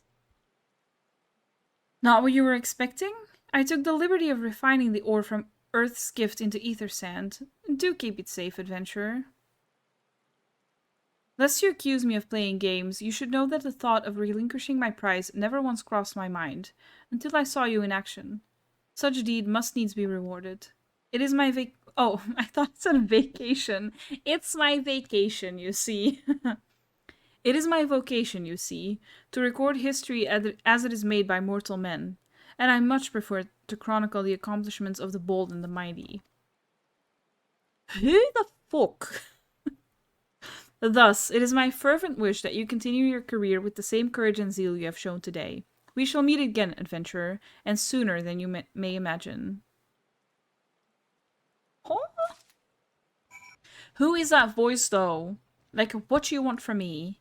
Who the fuck are you? What news of your mission? Are we any closer to acquiring the remaining abrasives? Well, yes, but we got one from a very mysterious, suspicious voice that I don't know we should trust, but, sure. You've brought both? I shall have Master Garland begin work on the crystals immediately. There, that should do the trick.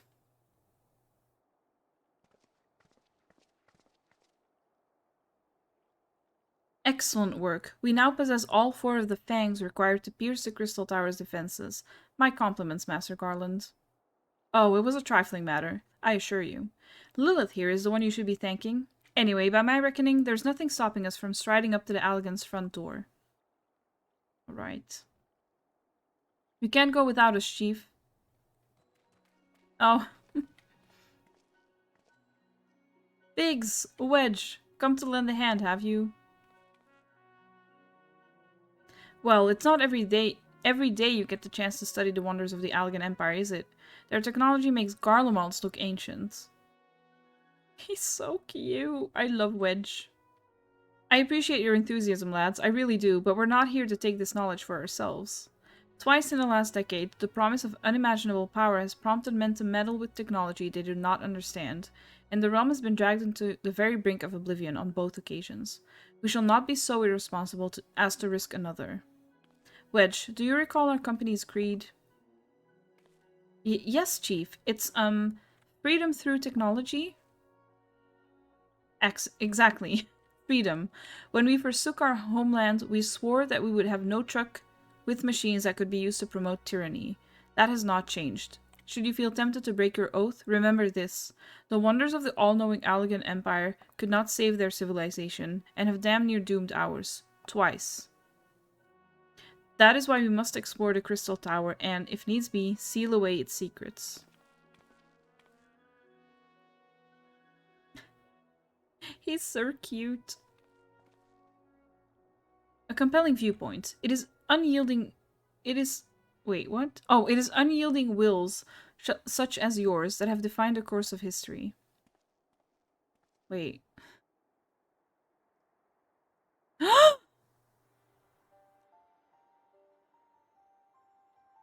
No way! No way! Oh my god! I did not expect that. Your boy! That's why you were so excited. I see. So, you return at last. What, pray tell, has kept you so wholly preoccupied that you could not spare a moment to inform me of your progress or preservation? Why, the task you assigned to me, of course. Surely you have not forgotten about the ether sand. I tasked a passing adventurer with delivering it. A more capable courier I could not imagine. Are you kidding me, actually? Oh my god, he is so cool! Look at him! It's the boy! Greetings, adventurer. Did I not say we would meet again? I believe an introduction is in order. I'm Grahatia, one of the students of Baldesion. Baldesion? I don't remember. I look forward to joining you on your groundbreaking expedition. Grahatia has been assigned to the project as an observer. I hope you will forgive him his eccentricities and welcome him as one of our own. Okay. So then, our fellowship is complete and all stand ready to step into the unknown. 3 cheers for Noah. Noah? The fuck? Who's Noah? Noah? Exactly, Sid. Thank you. That is the name I have chosen for our little collective. Given our differing backgrounds, we cannot very well call ourselves the sons of Saint Koinak, can we? And we must have a memorable appellation if our venture is to leave its mark in the annals of history. I could claim that NOAA stands for Nominated Observers of Artifacts Historical, and so it does, technically, but my true reason for choosing this name stems from the fact that it is shared by a vaunted Allegan Archmagus. A what now? An Archmagus? I like the sound of that. The thumbs up. Not the tears in the eyes. Very well. Now that the pressing matter of what to call ourselves has been settled, it is time we set forth to brave the outer defenses of the Crystal Tower. Is everyone ready to depart? Hi Pika, welcome in. How are you doing? Ready. Oh, I have to speak to him. Hello. He's eager. I'm doing good. So yes, you like, yeah, I get it. I get it. I get it. He's eager to begin the expedition. Go on. Go on, Graha. Esteemed colleagues, the secrets of ancient Alec beckon. Let's not keep them waiting any longer. Adventurer, you and I will join the engineers at the Crystal Tower's main gateway, where we will endeavor to neutralize the structure's outer defenses. Katie! There's two! Oh my god, there's two Grahas! It's Grahaception. It's the Spider-Man meme. Let's not keep them waiting any longer. Adventurer, you and I— oh, I read that. I did read that, actually. Rambruce, meanwhile, will remain here and oversee the operation. Given my knowledge of Allegan history, it seems logical that I should lead the expedition itself, though I admit the role does not exactly befit my status as an observer. Still, we can make use of the resources at hand. Assuming all are in agreement, let us proceed forthwith to the large, lopsided gate found to the southeast. You just level way quicker than MSQ does? Yeah, true. Look at us. The Crystal Tower lies beyond this portal. Now comes the interesting part. Sid, you're the only one of our number who has ever crossed this threshold.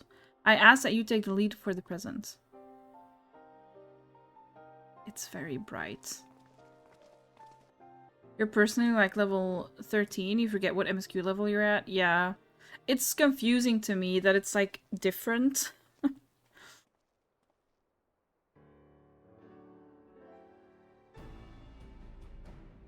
It took me like a while to grasp that concept.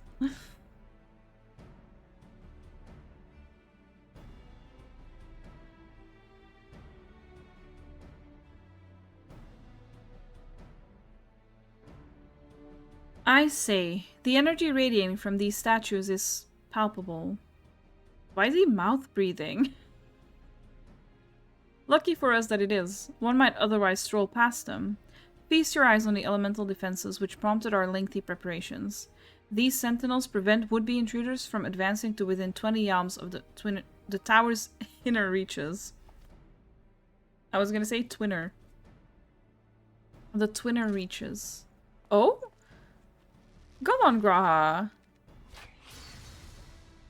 Oh. No matter how swift they may be. Happily, the crystal fangs we took such pains to craft should spare us the inconvenience of instantaneous annihilation. Here, allow me to demonstrate. Chief? It's too dangerous to allow anyone else to risk his life testing one? Quite right. I made the damn things. It's my job to see that they work.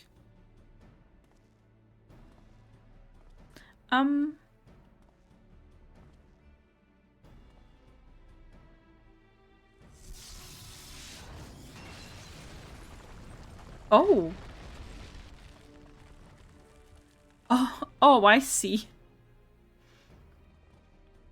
Success. I, for one, am convinced. Friends, ready your fangs.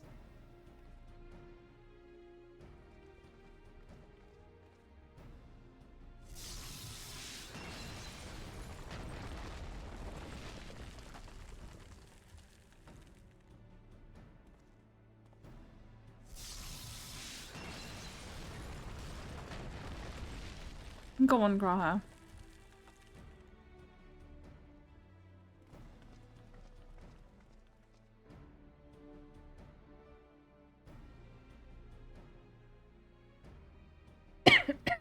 Sorry. What are we looking at?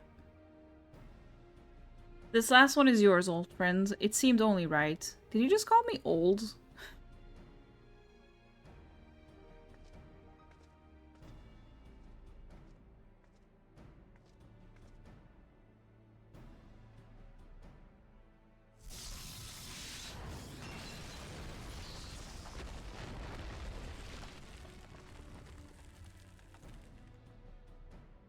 Nice.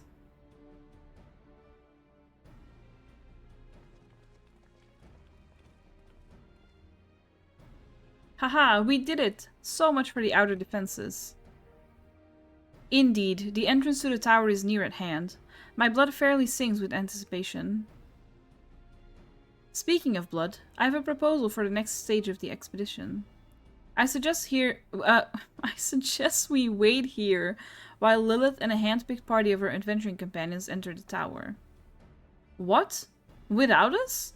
I thought we came here to survey the entire structure. He Engi. We did. And we will. But our investigations must proceed at a more measured pace. If the outside of the place is this well defended, can you imagine what awaits us on the inside? Only a true hero could reasonably hope to brave the hazards ahead and live to tell the tale. Lilith here fits that description better than anyone I know. She's just like stoically standing there. It is not as if we shall be idle in her absence. While Lilith and her companions are risking life and limb to beat us a path to the tower, we can set about analyzing this rubble for evidence of how its technologies function. Your knowledge of ancient lore will be invaluable in that endeavor, historian Grahatia. Bah, do you ever tired of being right, old man? Lilith, as it seems I won't be accompanying you, allow me at least to provide some instruction. The maze that surrounds the base of the tower is known as the Labyrinth of the Ancients. During this initial foray, I suggest you concentrate on ridding the place of hostile elements. When you're reasonably certain the maze is secure, contact me via link shell and we shall join you post-haste, no matter what Master Garland says. Though we would prefer if Let's try that again. Though we would prefer it if any relics you encounter remained intact, you have leave to do whatever is necessary to secure ingress to the upper levels of the tower. Fortune go with you, Lilith. Yes. I can't read, but yes.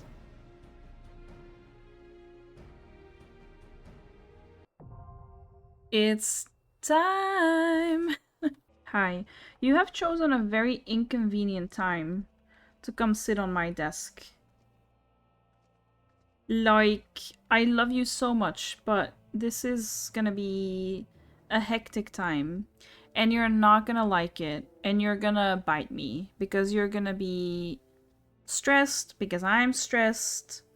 And we're not gonna have a good time. Like, none of us are gonna have a good time.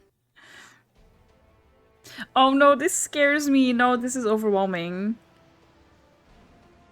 There's a Lucian Morningstar. Yeah. Yeah. Lucy is with us in spirit. Oh, Molly. Oh, this is not gonna go well. Should have moved her, but she would just come back, probably. Is there a shirtless Ellison man?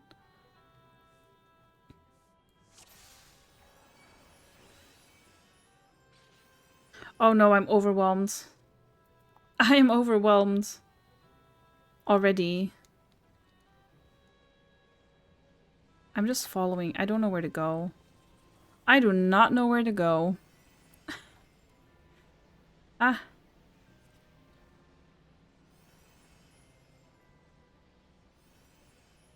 Scared.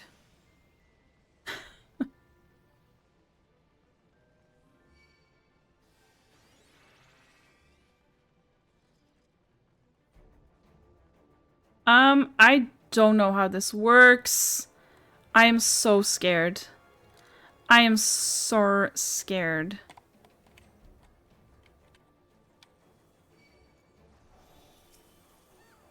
Hello?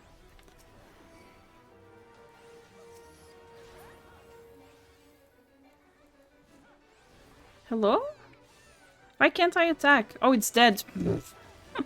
Great start. Oh, that dies so quickly. Alright. Alright. I guess because there's so many of us. I'm not used to that. Ah. Not me being super slow. Did I? Oh no, I'm just in the goo. Oh! Daniel is the shirtless Ellison man. Why am I so slow? Hello, can I attack this one? Thank you, thank you, thank you.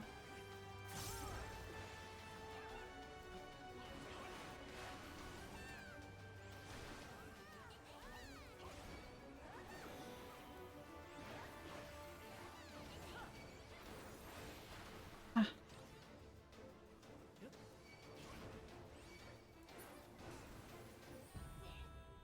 Oh, this way. Haha, I'm scared.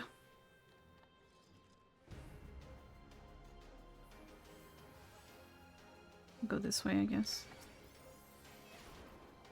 Oh.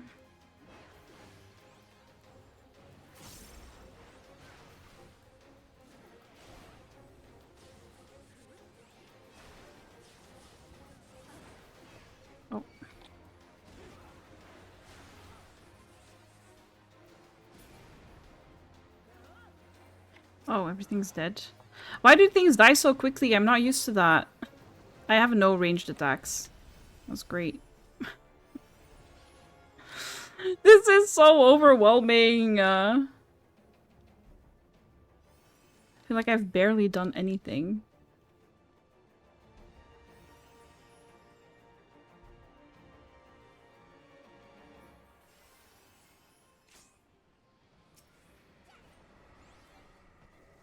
Oh, I guess get out of that, probably.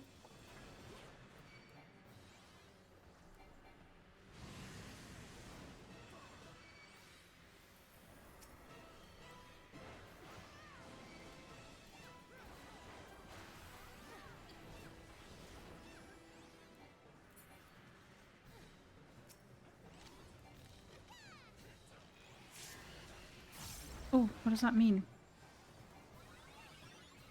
I can barely reach my keys. Molly, please. Oh, it's dead. Where are we going? What are we doing? Oh, it's not dead. What's happening? Why can't I attack? Oh. Ah. What does this mean? I can barely reach my keys as well. Molly, please. This was not a good time to come here.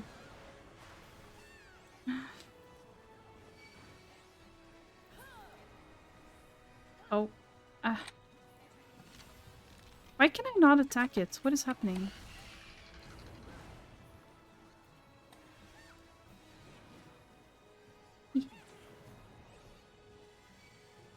What is going on? This is so confusing to me. Hello.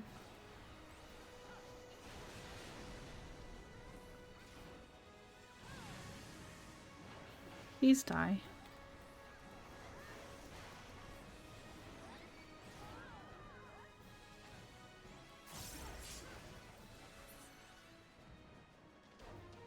I don't know what that means. What does that mean? What is that thing above my head? Oh. Oh. Let's see. Onion boots. Okay. Where are we going? Do I press shortcuts? Yes. It's a very old raid. You can speed it. I don't know what's going on. Where is everyone? I'm just following.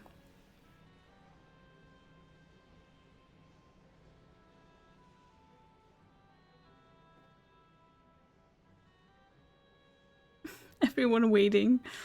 Please. So sorry. So sorry to keep you waiting.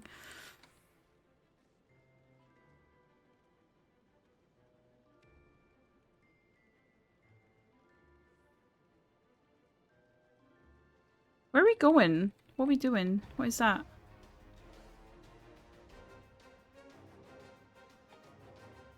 What is that? What do I do? Do I click this? I'm scared. I don't know what I did. Ah! Yes.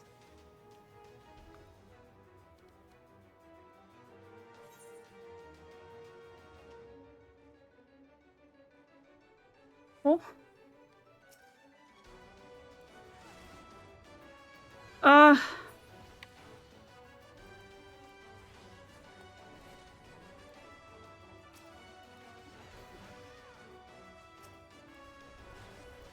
Don't know what's happening.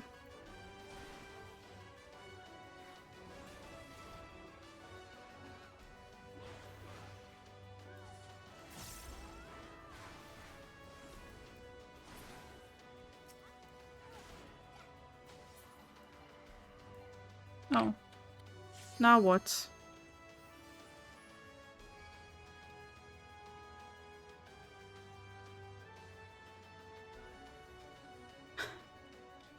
I don't know what's going on. I'm so sorry, Molly. People get so used to having ran this 1,000 times, they forget people are new in speed ahead. You can also get rid of that. Oh, that's why they were waiting. I see. Why was everyone on that side? Oh, oops. So sorry. There's a marker. There's one for each alliance group. Okay, I was locked out, though.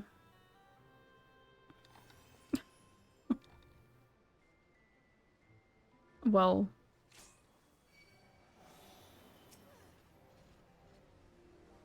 I hate that I have to get so close before I can do anything. That's the only downside to this. Is like no ranged attacks. I have one. What are we doing? What's everyone doing? Why is everyone moving?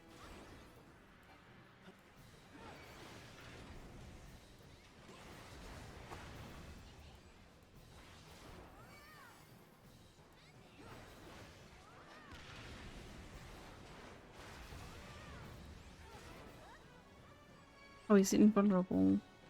Let's see. They're dead. Do we fight these things first?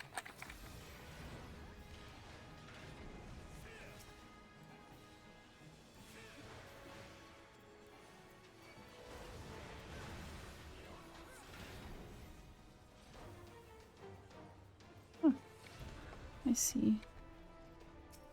Shortcuts. Oh, yes. Yes. Okay. I see now that it says Alliance C. I see now.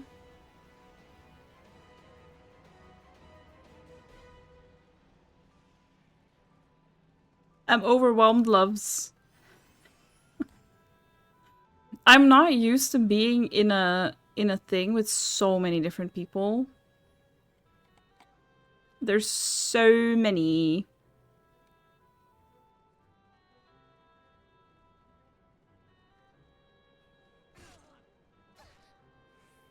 Okay.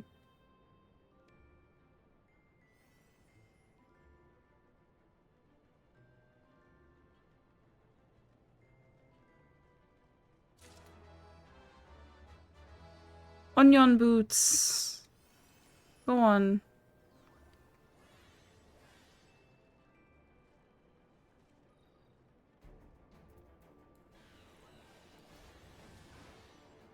Do we go? I guess we do.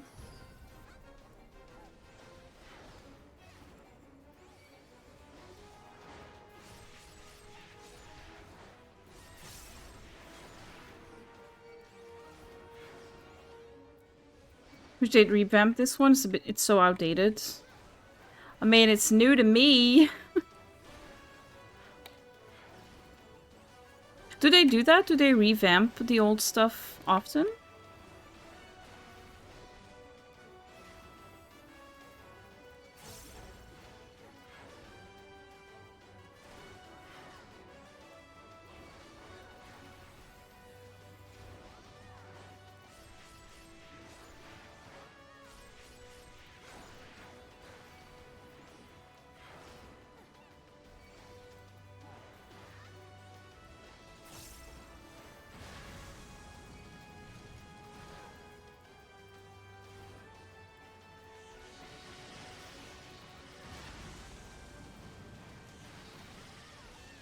Ah. Oh, it's dead.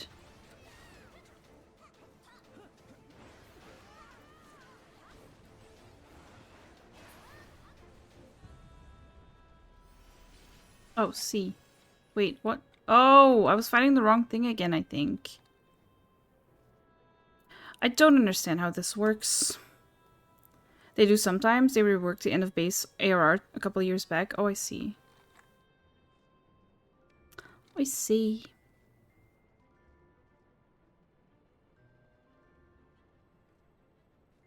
This one is the most confusing. Okay.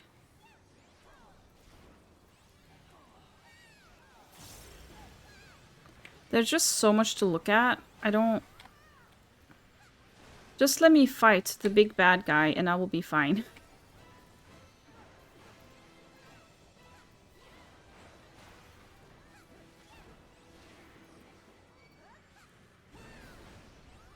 Can he not?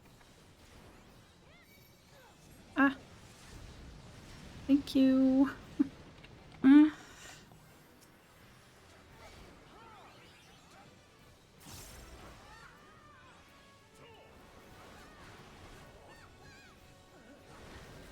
It's overwhelming to do to begin with. Oh. I assume...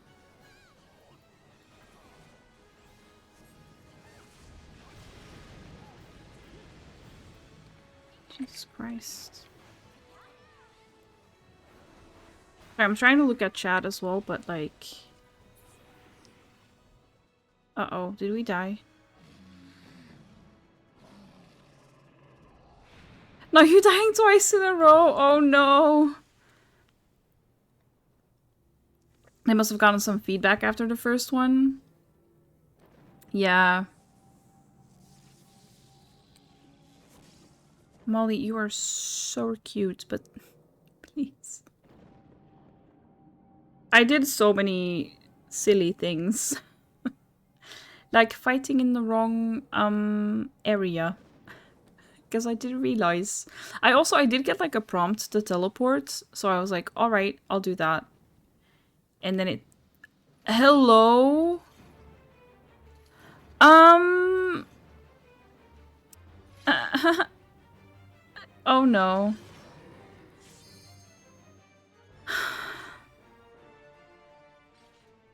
Oh. No one else was watching that, I see.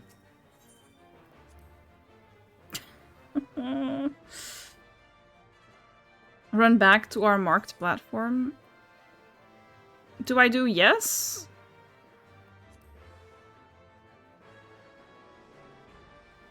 Smasher pass. Oh, okay. Thanks for waiting, I guess.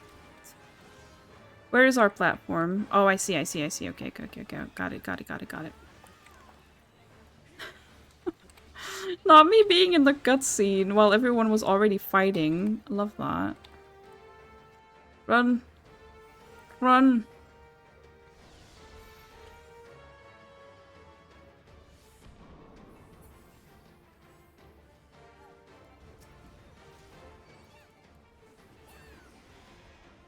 Oh, he's dead. Oh, God.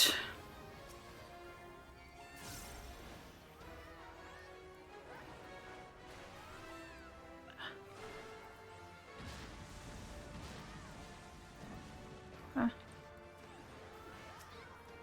Oh, never mind. Ah, run. I think? No? Okay, no then.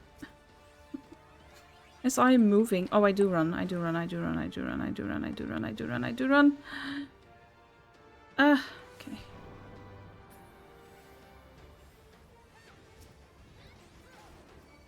Where's my mouse? Oh. Molly, oh, please not now. Not now. She's on the keyboard. I can't move. Molly! Or is that a thing? Am I doing a thing? Hello? What is happening? Why am I not moving? Oh no. Why was I in the chat? Fuck's sake, Molly! I did not realize. Oh my god. Can you... I knew this was gonna be an issue. Oh god. Don't have your cat... Aha. Don't have your cat sleeping on your desk when you're doing raids. A pro tip. How did you even open the chat? How did you do that? Oh my god.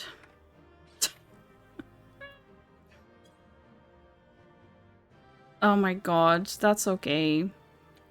That's okay. I'll just read everything.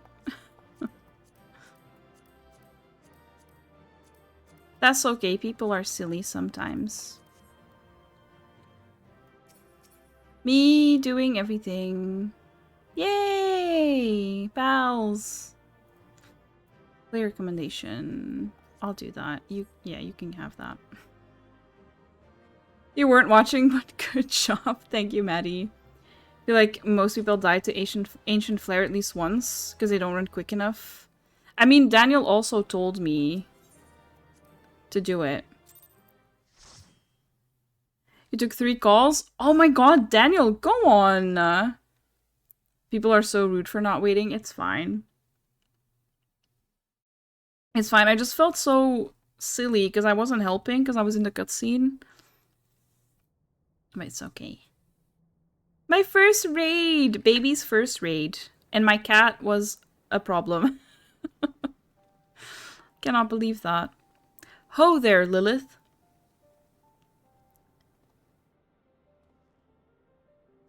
Very impressive, I must say. Your name shall be written large in the volumes that are sure to be penned on this historic expedition. The scale of the structure defies comprehension. Someone plainly thought bigger was better. According to the findings of my Beldasian, I never know how to pronounce that, colleagues, the crystal tower was constructed to collect and store the endless energies of the sun. Sorry. A characteristically ambitious undertaking. Now, what of the tower's inner defenses? Judging by your haggard expression, clearing out the labyrinth was no small feat. Thanks, Graha! When you did this on stream the first time, you wanted to cry? Oh, okay. It's so overwhelming. I felt so overwhelmed, not gonna lie. Especially on stream. Yeah. Fully blanked out doing these the first time. You didn't know what the fuck was going on. I feel that. I feel that. It's just so much at once. But it's fine. I was glad to have at least a couple of pals in there, though. So I could kind of try to see what you guys were doing. Now, what of the tower's inner defenses? Oh, I just read that. Thanks. Thanks, Graha. He just called me haggard. Love that. A giant of a man wielding a shimmering scimitar, you say? Yes, that will have been Phlegethon. Not... Acheron? Phlegethon. He was a hero of the Allegan Revolution. And you gleaned that from what exactly? His choice of weapon? Well, I am a historian, and I have a certain, shall we say, affinity for the lore of the Allegan Empire. What does that mean? It is, of course, all knowledge gleaned from musty scrolls and tomes. The ancient texts claim that the Crystal Tower is defended by the champions of Eld, resurrected and augmented through the Allegan's extraordinary technology. Chief, you need to see this. Alright, Katie, enjoy your shower. You think you can do Labyrinth with your eyes closed now? Love that.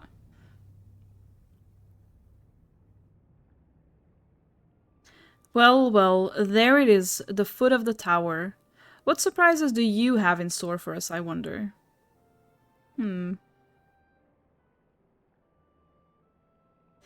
I can't tell you how glad I am to have you with us on this little jaunt, old friend. Had you not beaten a path through that maze, I very much doubt we'd be standing here now. Well, we have much to discuss and digest. Let us retire to St. Coinac's Find for the present and there plan our next step. Lest there be any doubt, our expedition has some way to go yet. Okay. I will be running this again and again and again and again because it's the only raid that ever comes up in roulettes or nor. So do I need to do more of these? Do I need to do more raids now? This wasn't the only thing that I need to do, probably. Or 2 more. I'll cry. I don't know if I'll do them all today. Do I do like quests first? There are quests in between. Okay, I can do the quests. I can do the quest. Molly is still here. Not a care in the world. Sleeping as if nothing happened. Love that. Go on, Graha.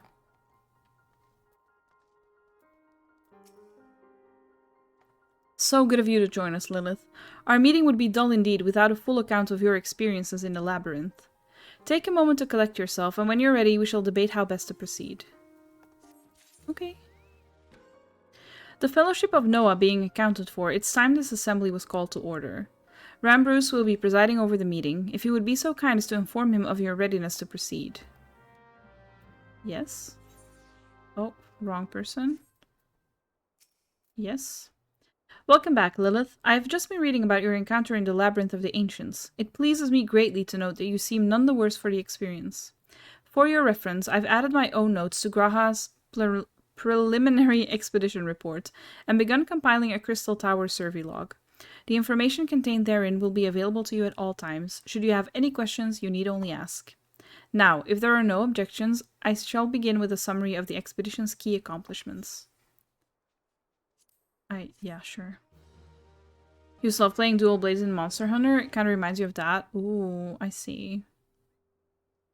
In the course of this, our first foray into the grounds of the Crystal Tower, we succeeded in neutralizing the structure's outer defenses, before proceeding to secure the maze surrounding the base of the spire. According to Lilith's account, the Labyrinth's defenses were most emphatically active. Disturbingly, her report also mentions a violent encounter with a sentry heavily augmented by Allagan technology. In short, our misgivings were well-founded. The Crystal Tower was not simply thrust above ground by the chaotic shifting of Earth. It has somehow been reawoken. If, as seems increasingly likely, the tower's secrets should prove too dangerous to share with the world, we will have no choice but to contain them. Short of leveling the place, this will almost certainly involve returning its mechanisms into a state of dormancy. To do that, however, we will first need to address the question of how they work, the answer to which must surely be waiting for us inside the tower itself. In conclusion, that is where we must go. Say. A task rather easier said than done, if the perils of the Labyrinth are any indication. Then I move that all further exploration of the tower be delayed until such time as an exhaustive analysis of the structure's defenses has been completed. Master Garland, may I entrust this task to you? It would be my pleasure. Don't forget about us. It's like you said, Chief. We founded the Ironworks to make sure that technology was used for the right reasons, and that means making sure it's not used for the wrong ones. We wouldn't be doing our jobs if we didn't see this through to the end. Lads, well, I hope you're ready for some bag-breaking chores. Well, everything seems to be in hand here, so I shall take my leave of you for the present. If I am to witness this valiant tale unfold with mine own eyes, I must needs hone my martial skills ere we ascend the spire. I don't know why, but I didn't think I was gonna meet Graha this soon. I don't know why. Whose cat child is this? You'll do nothing of the sort, Graha. Your knowledge may prove useful to Master Garland's investigation. He is not happy about that. As an observer, I am not, strictly speaking, subject to your authority. Oop. Oopie. Pray do not mistake my intent, Lilith. I am well aware that I shall never be a match for one with your innate talents, however hard I train. Be that as it may, pray do not allow your skills to rust from disuse during the coming pause. We will need you fighting fit if our subsequent forays are to prove as productive as this one. Mark me, we have not yet caught more than the briefest glimpse of that which time has obscured. Soon, however, we shall cast off the veil and gaze upon the glory of the Allegan Empire. Right. And with that encouraging thought in mind, it is time to bring this assembly to a close. Let us all focus on the tasks at hand, that our next expedition may begin all the sooner. Meeting adjourned. Such a terrible mess, yet it does leave the door wide open, so to speak. It's Spike. One cannot help but be impressed. I'm beginning to understand the reliance you place on adventurers, old friend. So, this is the legacy the Allegan Empire left behind. If my readings are correct, the energy source waiting atop the tower is a match for even the Ultima weapon. Nay, more than a match. What is going on? A new toy for me to play with. I knew it! I knew that was you. Didn't fool me with your stupid mask. I believed the fates had conspired to deny me my just rewards once again, but it would seem they had a greater destiny in mind for me. And so long as my ambition burns, I shall strive to seize it. The dream lives on, Cid. Do not disappoint me. Oh, I did forget about the connection to Cid. Oh, no.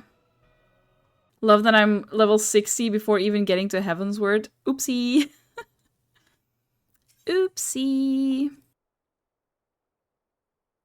Oh, I need to unlock Lancer. I'm gonna try to do that today. After stream. Real oopie.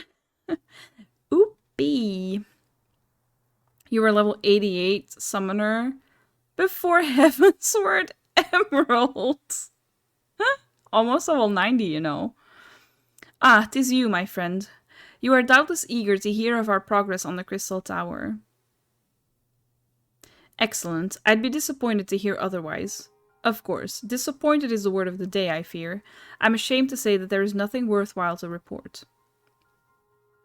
The suns continue to probe the labyrinth of the ancients, and every day brings new discoveries. Alas, the same cannot be said of the Crystal Tower proper. We've not been able to set so much as a single foot inside it. You will recall how the 8 sentinels stood between us and the labyrinth initially. In like manner, the entryway into the principal spire, Circus Tower, the Allagans called it, is also protected by technology far more advanced than our own. Cid and I have tried every trick we know, but without success. Frankly speaking, we're at a loss. It is discouraging, but we cannot give up. There must be a way in. And so the situation stands, my friend. Until we gain entry into the tower, I fear your talents shan't avail us. It will require time that I am loath to waste, but I have a mind to set my people to scouring such ancient texts as we have on hand. Perhaps we can be of assistance? Huh? And you are... Oh! Hello! Hello! Here comes the boy. Hello, boy. You can take him. Not in a fight. Eve. Be at ease, friends, for we share the selfsame goal. I am Une, and my companion is called Doga. We're scholars of the Allegan civilization, sent by the students of Baldasian to assist in your endeavor. I never know how to pronounce that word. Une and Doga, I'm probably butchering their names as well. Rather unusual names for this day and age, if I might be forgiven in observing, but I digress. You claim to be here at the students' behest, but we have received nary a word of your coming. Moreover, in light of the recent incident at the Isle of Val, I should think that they have rather more pressing concerns. We can only assume that the message failed to reach you due to some mishap. I assure you that we are here to help. Do I trust them? I've never had 7-Up Emerald. Oh. Huh? I'll ask Eve. What is it, Graha? It's nothing. There was a pain, but it has subsided. They look evil. Welcome back, Katie. That was fast. Hope you had a good shower. Well, well, this is rather unexpected. Your right eye is the same as ours. Oh! The same? You have the Allegan eye as well? What does that mean? This sanguine hue is said to be a trait unique to the Allegans, yet I inherited it from my father, as he did from his. Only one child in a single generation is born with the eye. All my life I've sought to learn the truth of its manifestation. If there is aught you know, I implore you to tell me. My deepest apologies, but we have no answers for you. Only one thing is certain. Those who possess the trait are bound by fate to Allag. As your eye has placed you upon the path you walk, so too have we come here to fulfill our destiny. Absurd though it may sound, it is the truth. Huh? It seems to me we have naught to lose by accepting their aid. What say you? I mean, I guess. If that is your wish, then so be it. I still don't trust them, though. Yet know that I still mean to verify your story with the students of Baldesion when I'm able. I trust there will be no objections. Very well. As of this moment, I name Unai and Dog Eye. Dog Eye? For fuck's sake, not Dog Eye.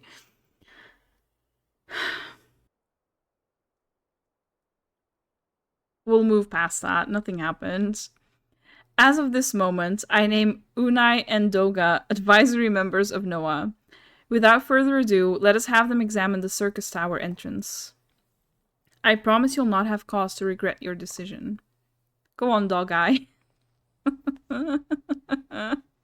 Good old Dog Eye. Dog. You kiss better. Go on. Doggy. Not Doggy. Lilith, I should be much obliged if you were to accompany our new friends to the tower. Biggs and Wedge are presently surveying the 8 sentinels. The 2 of them can show you the way. Not the barking, Emerald.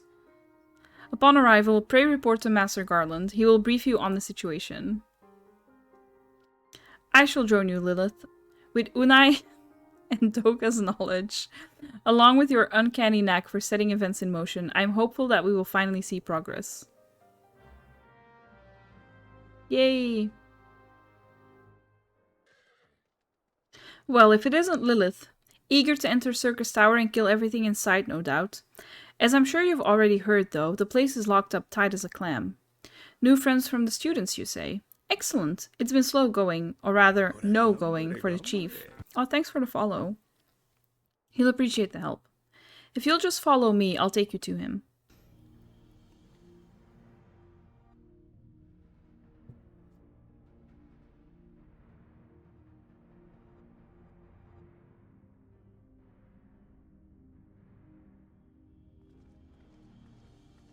Oh, look at us in our primary colors. No, green is not a primary color, never mind. That's yellow. That's yellow. But we are colorful. Ah, some old faces to lift the spirit, and a couple of new ones besides. Allow me to introduce Unai and Doga. They are scholars of ancient Allag, sent here by our friends of Baldesion to aid in the investigation. We understand you're having trouble circumventing the tower's defenses. 'Tis our hope that we can be of some small assistance. I do not trust them. Not. Oh, we are role colors. Blue because I'm tank, Graha red, DPS. Oh my god. I didn't even do that on purpose. I'm blue because blue is my favorite color. That's the only reason.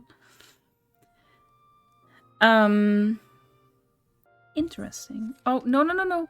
Molly. I swear. If your attires ought to go by... Stop. Molly. Please. I swear. Can you stop? Go back to sleep. If your attire is ought to go by, your assistance should prove invaluable indeed. What does that mean? Girl, how could be piss yellow? I'd still sip. Katie, you know what? You're so valid for that. Yes, speak your truth. I stand by you. To begin with, let me tell you where we stand. Beyond rises Circus Tower, the principal spire of the structure collectively known as the Crystal Tower. The only way to get inside is through the proverbial front door, the imposing gate you see here. The problem is, we can't get it to open. It's sealed by some mechanism whose workings are an utter mystery to us. Having had no success via more orthodox methods, I went at it with everything from a pickaxe to a magitech cannon. Nothing so much as put a scratch on it. For a blessing, the gate doesn't try to reduce us to ashes like the 8 sentinels, but that doesn't make it any less effective a security measure. It's fiendishly frustrating in its simplicity. The only clue we have is the elaborate device carved upon it, a man and a woman respectant. Allegan royalty, by my judgment. Wait, so, Molly... A man and a woman, and conveniently a man and a woman show up?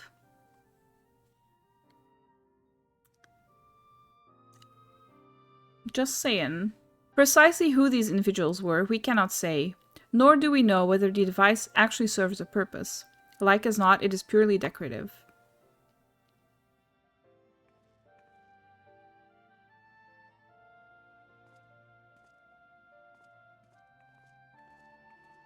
Oh.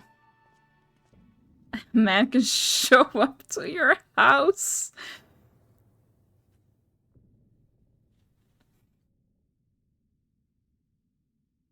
I don't think they're gonna force it, Sid. If you're thinking to force it to save your strength, it's no use. Just ask the calluses on my hands. Molly, stop doing that. Rest assured, we do not mean to waste our strength. Indeed, why should we exert ourselves when the gate will open of its own accord? Huh?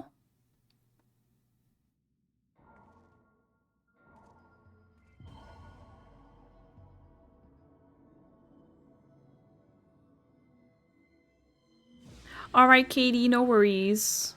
I don't know if I'm gonna do any other raids today anyway, so that's fine. Enjoy your food.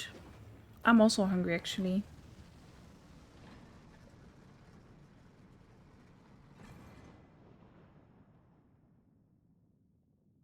His face! I don't think any of us expected that to happen. Actually, I kinda did. Just want to put it out there. Shocked Pikachu for real. 7 hells. What is this? What did you do? What are you?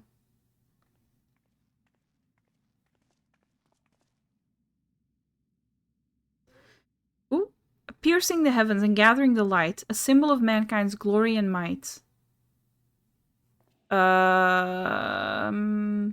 Its virtue guarded by gates impregnable, only to those of royal blood answerable. Exactly as passed down through legend, I'm delighted to see. Right, I read that. Oh, why did I think that was a woman? Those seemed like female legs to me. Go on, Spike. Beg pardons for interrupting your bewilderment. I couldn't help but notice the remarkable playthings you have acquired. Not the playthings. Kill with kisses. Death by kith. Nero? You're still alive? Garland, Garland. If I didn't know better, I would say you weren't happy to see me. Ah, but I jest. In light of our recent meetings, you have every right to be wary. But rest assured, I am no longer a threat to you. My legion is for all intents and purposes defunct, and my association with it means a tight noose awaits me back in Garlemald, and so I've been roaming this land Eorzea, a regular itinerant. In the course of my wanderings, I chanced to catch wind of your latest venture. It sounded positively fascinating, and so I decided to come here and join you. Molly, please, what are you doing? Are you good? What happened? You jumped. Molly, you're gonna need to move a little bit. Just a bit. Just a little bit. It's fine. You can stay, but you just need to move. How do I close the chat? After the wrongs you've committed, you think us that gullible? Exactly. Not the chat being there. Please. If you are suspicious of my intent, 'tis only my just deserts. But I am determined to make amends. As a gesture of goodwill, I will share with you what I know, starting with these two odd characters. The chat.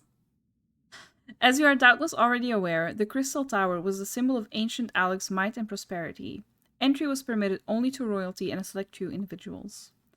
According to the records I have unearthed, only royal blood can open the gate. In other words, the Emperor and his progeny were living keys. I see. You mean to say that these two are descended from Algan royalty? Oh, I suggest nothing so glamorous.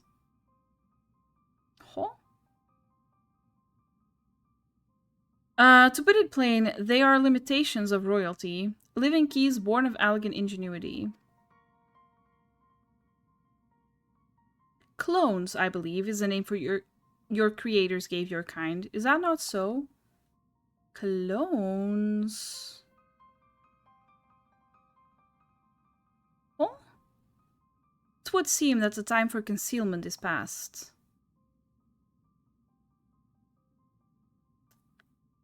Pray accept our apologies. 'Twas not our intent to deceive.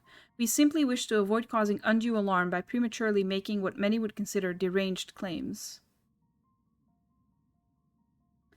If it please you, let us return to the 8 Sentinels. There is much and more to tell. Oh?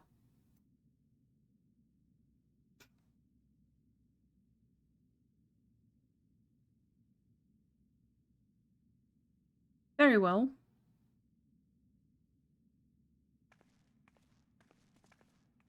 Huh? 7 Hells, do you seriously mean to follow us around? Come, Garland, you know me better than to think that I spoke in jest.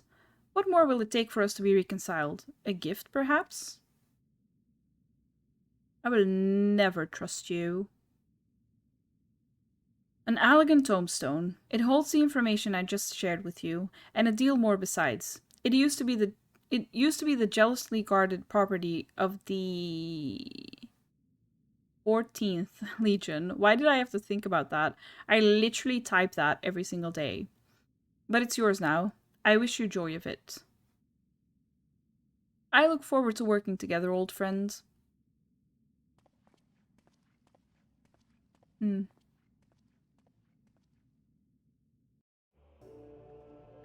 If you are ready to listen, we shall tell you all. As it pertains closely to your investigation, your leader, Rambruce, may wish to be present.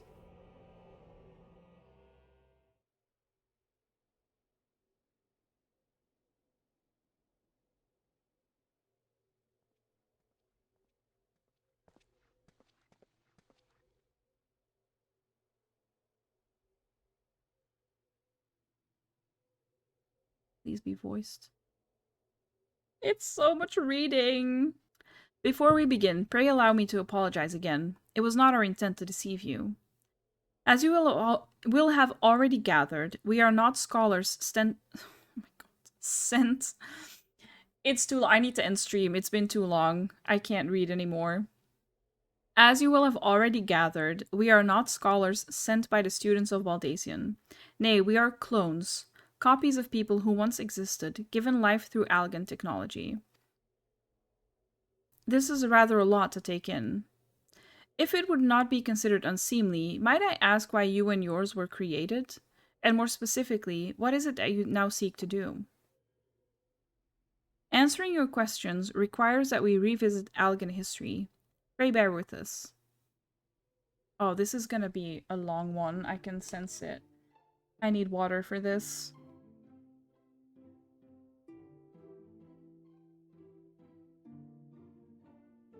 I love this game so much, but the reading kills me off.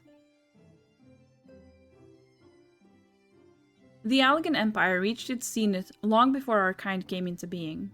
In that glorious age, the Crystal Tower stood tall as the symbol of Allegan pride. Parents took their children there, and that they might learn how the nigh-limitless energy it produced brought prosperity to the whole empire.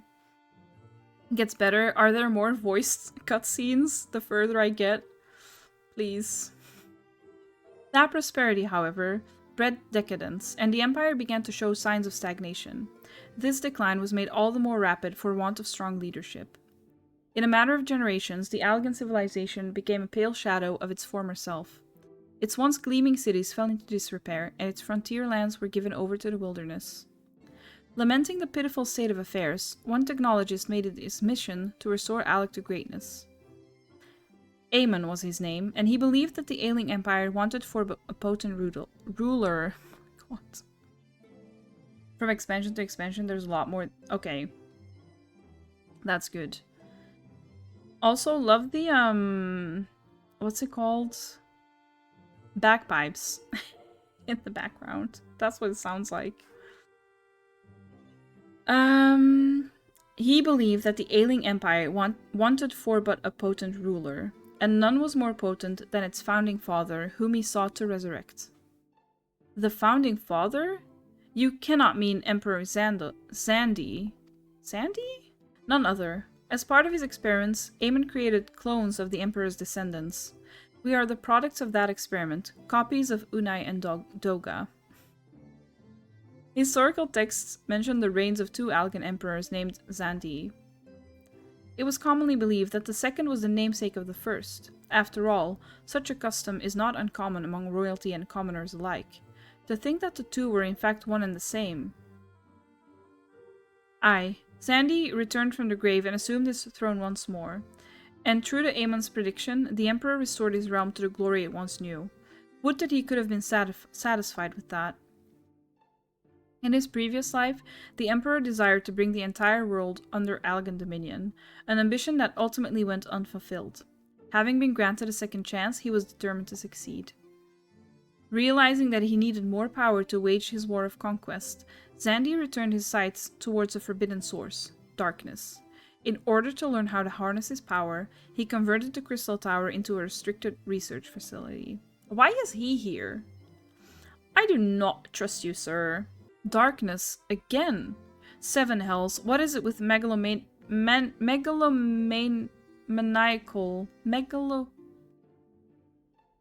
Yes. Rulers turning to darkness in their lust for power. Well, at least this one won't be bothering us, being thousands of years dead and all. Would that you were right, Master Garland. Uh-oh. Alas, Emperor Zandi is very much alive. Within Circus Tower he still abides, his ambition burning all the more ardently for his empire's collapse. Love that. Wielding the power of darkness requires prodigious amounts of energy that not even the Crystal Tower could produce. In order to augment the shortfall, Dalamud was created and launched into the heavens. On high it hung, gathering the sun's energy and channeling it to the tower below. However, a miscalculation resulted in a surge of energy that escaped into the land. This triggered an earthquake of unprecedented violence, the calamity that ushered in the 4th Umbral Era. This is very bright. In the blinking of an eye, the mighty Allegan Empire was laid to waste.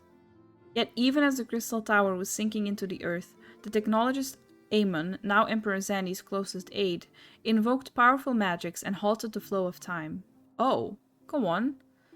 Every soul within the structure, the Emperor included, was placed in a deep slumber. In that state, they were to remain until the time was ripe to awaken. This is pretty though, but... Eras came and went. After a millennia lying dormant, Dalamud was summoned back to the Earth. Its descent triggered the 7th Umbral Calamity, in the wake of which the Crystal Tower re-emerged. At that moment, Emperor Zandi awakened. Oh, is that him? In his lust for power, the Emperor consorted with darkness and was seduced by its corrupting influence. Even though his empire is now little more than a fading memory, he will stop at nothing to see his ambition realized. Oh, go on. Welcome back, Moogle. You thought I wasn't going to stream for 8 hours today? Not yet. Not yet. Tis for no other purpose but to put an end to Zandy's madness that we exist. This is the mantle we have inherited from our namesakes, the true Unai and Doga. Fearing what might befall the world, the two of them sought to thwart, not me stumbling over that. Fearing what might befall the world, the two of them sought to thwart their emperor. They gave unto us their will, that we might carry on their mission should they fail. When we came to our senses within the Crystal Tower, we deliberated the course of action. Concluding that we alone could not overcome Zandy, we struck out to find a worthy ally. It has taken years, but our search is finally over. 'Tis no ordinary woman who can cut a path through the labyrinth of the ancients. With you as our champion, Lilith Harlow, we are confident that we can end Zandy's dark ambition once and for all. Go on. Why does everyone put so much trust in me? Well, that'll teach me for speaking too soon. Setting my chagrin aside, I see now why you knew about the students of Baldasion amongst a host of other things. You were observing our investigation the whole time. So, what will we do, Lilith? The world's in grave danger again, and it just so happens you're an expert at saving it.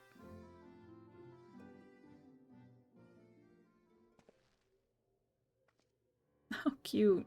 I love Biggs and Wedge.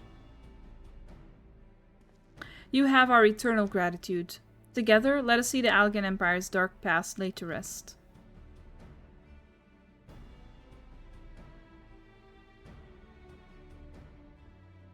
It has been our mission to recover the long-lost knowledge of the Allegan civilization. But what worth is that knowledge if it means subjecting the realm to peril? Truth be told, it pains me to think that the Tower's secrets may become lost to us, but the greater good must ever come first. Besides, no quantity of ancient relics can compare to our friends Unai and Doga, living, breathing Allegans. I mean... And so I hereby declare a change in Noah's objective. Henceforth, we shall direct all efforts towards sealing off Circus Tower. Its dark secrets must never know the light of day. Raha's tail twitching.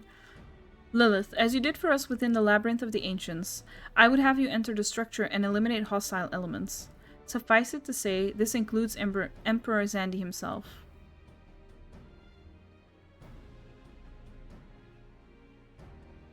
Meanwhile, the rest of us shall examine ways to isolate Circus Tower from the outside world.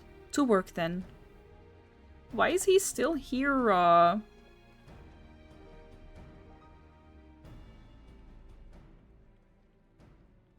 Please. Oh, Molly.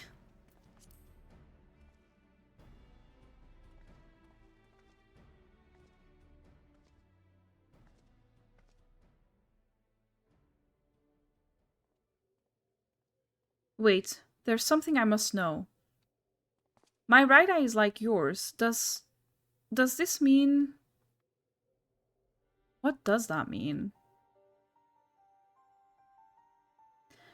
You inherited the trait from your father, you said. Know that clones are unable to bear offspring. You have no cause for concern. The Allegan Eye, you called it, but to us it is the Royal Eye, owing to the fact that the trait manifests only in those possessed of royal blood. Hello?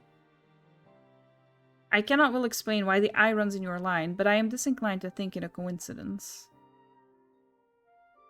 Though you are doubtless impatient to learn the truth, pray have patience. All will be revealed in due time. Okay, but that feels like you know something, so why wouldn't you just tell him?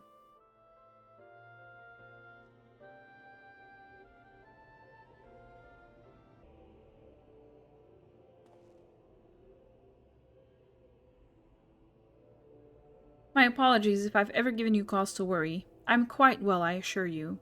As you can appreciate, there has been much for me to think on. But now is the time for action, not idle thoughts. Circus Tower awaits us.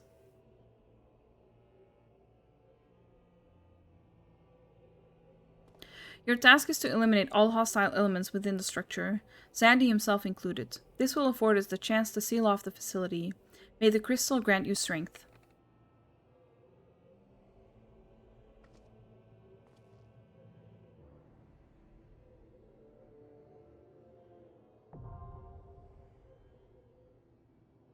Alrighty. What if I do this one tomorrow, though?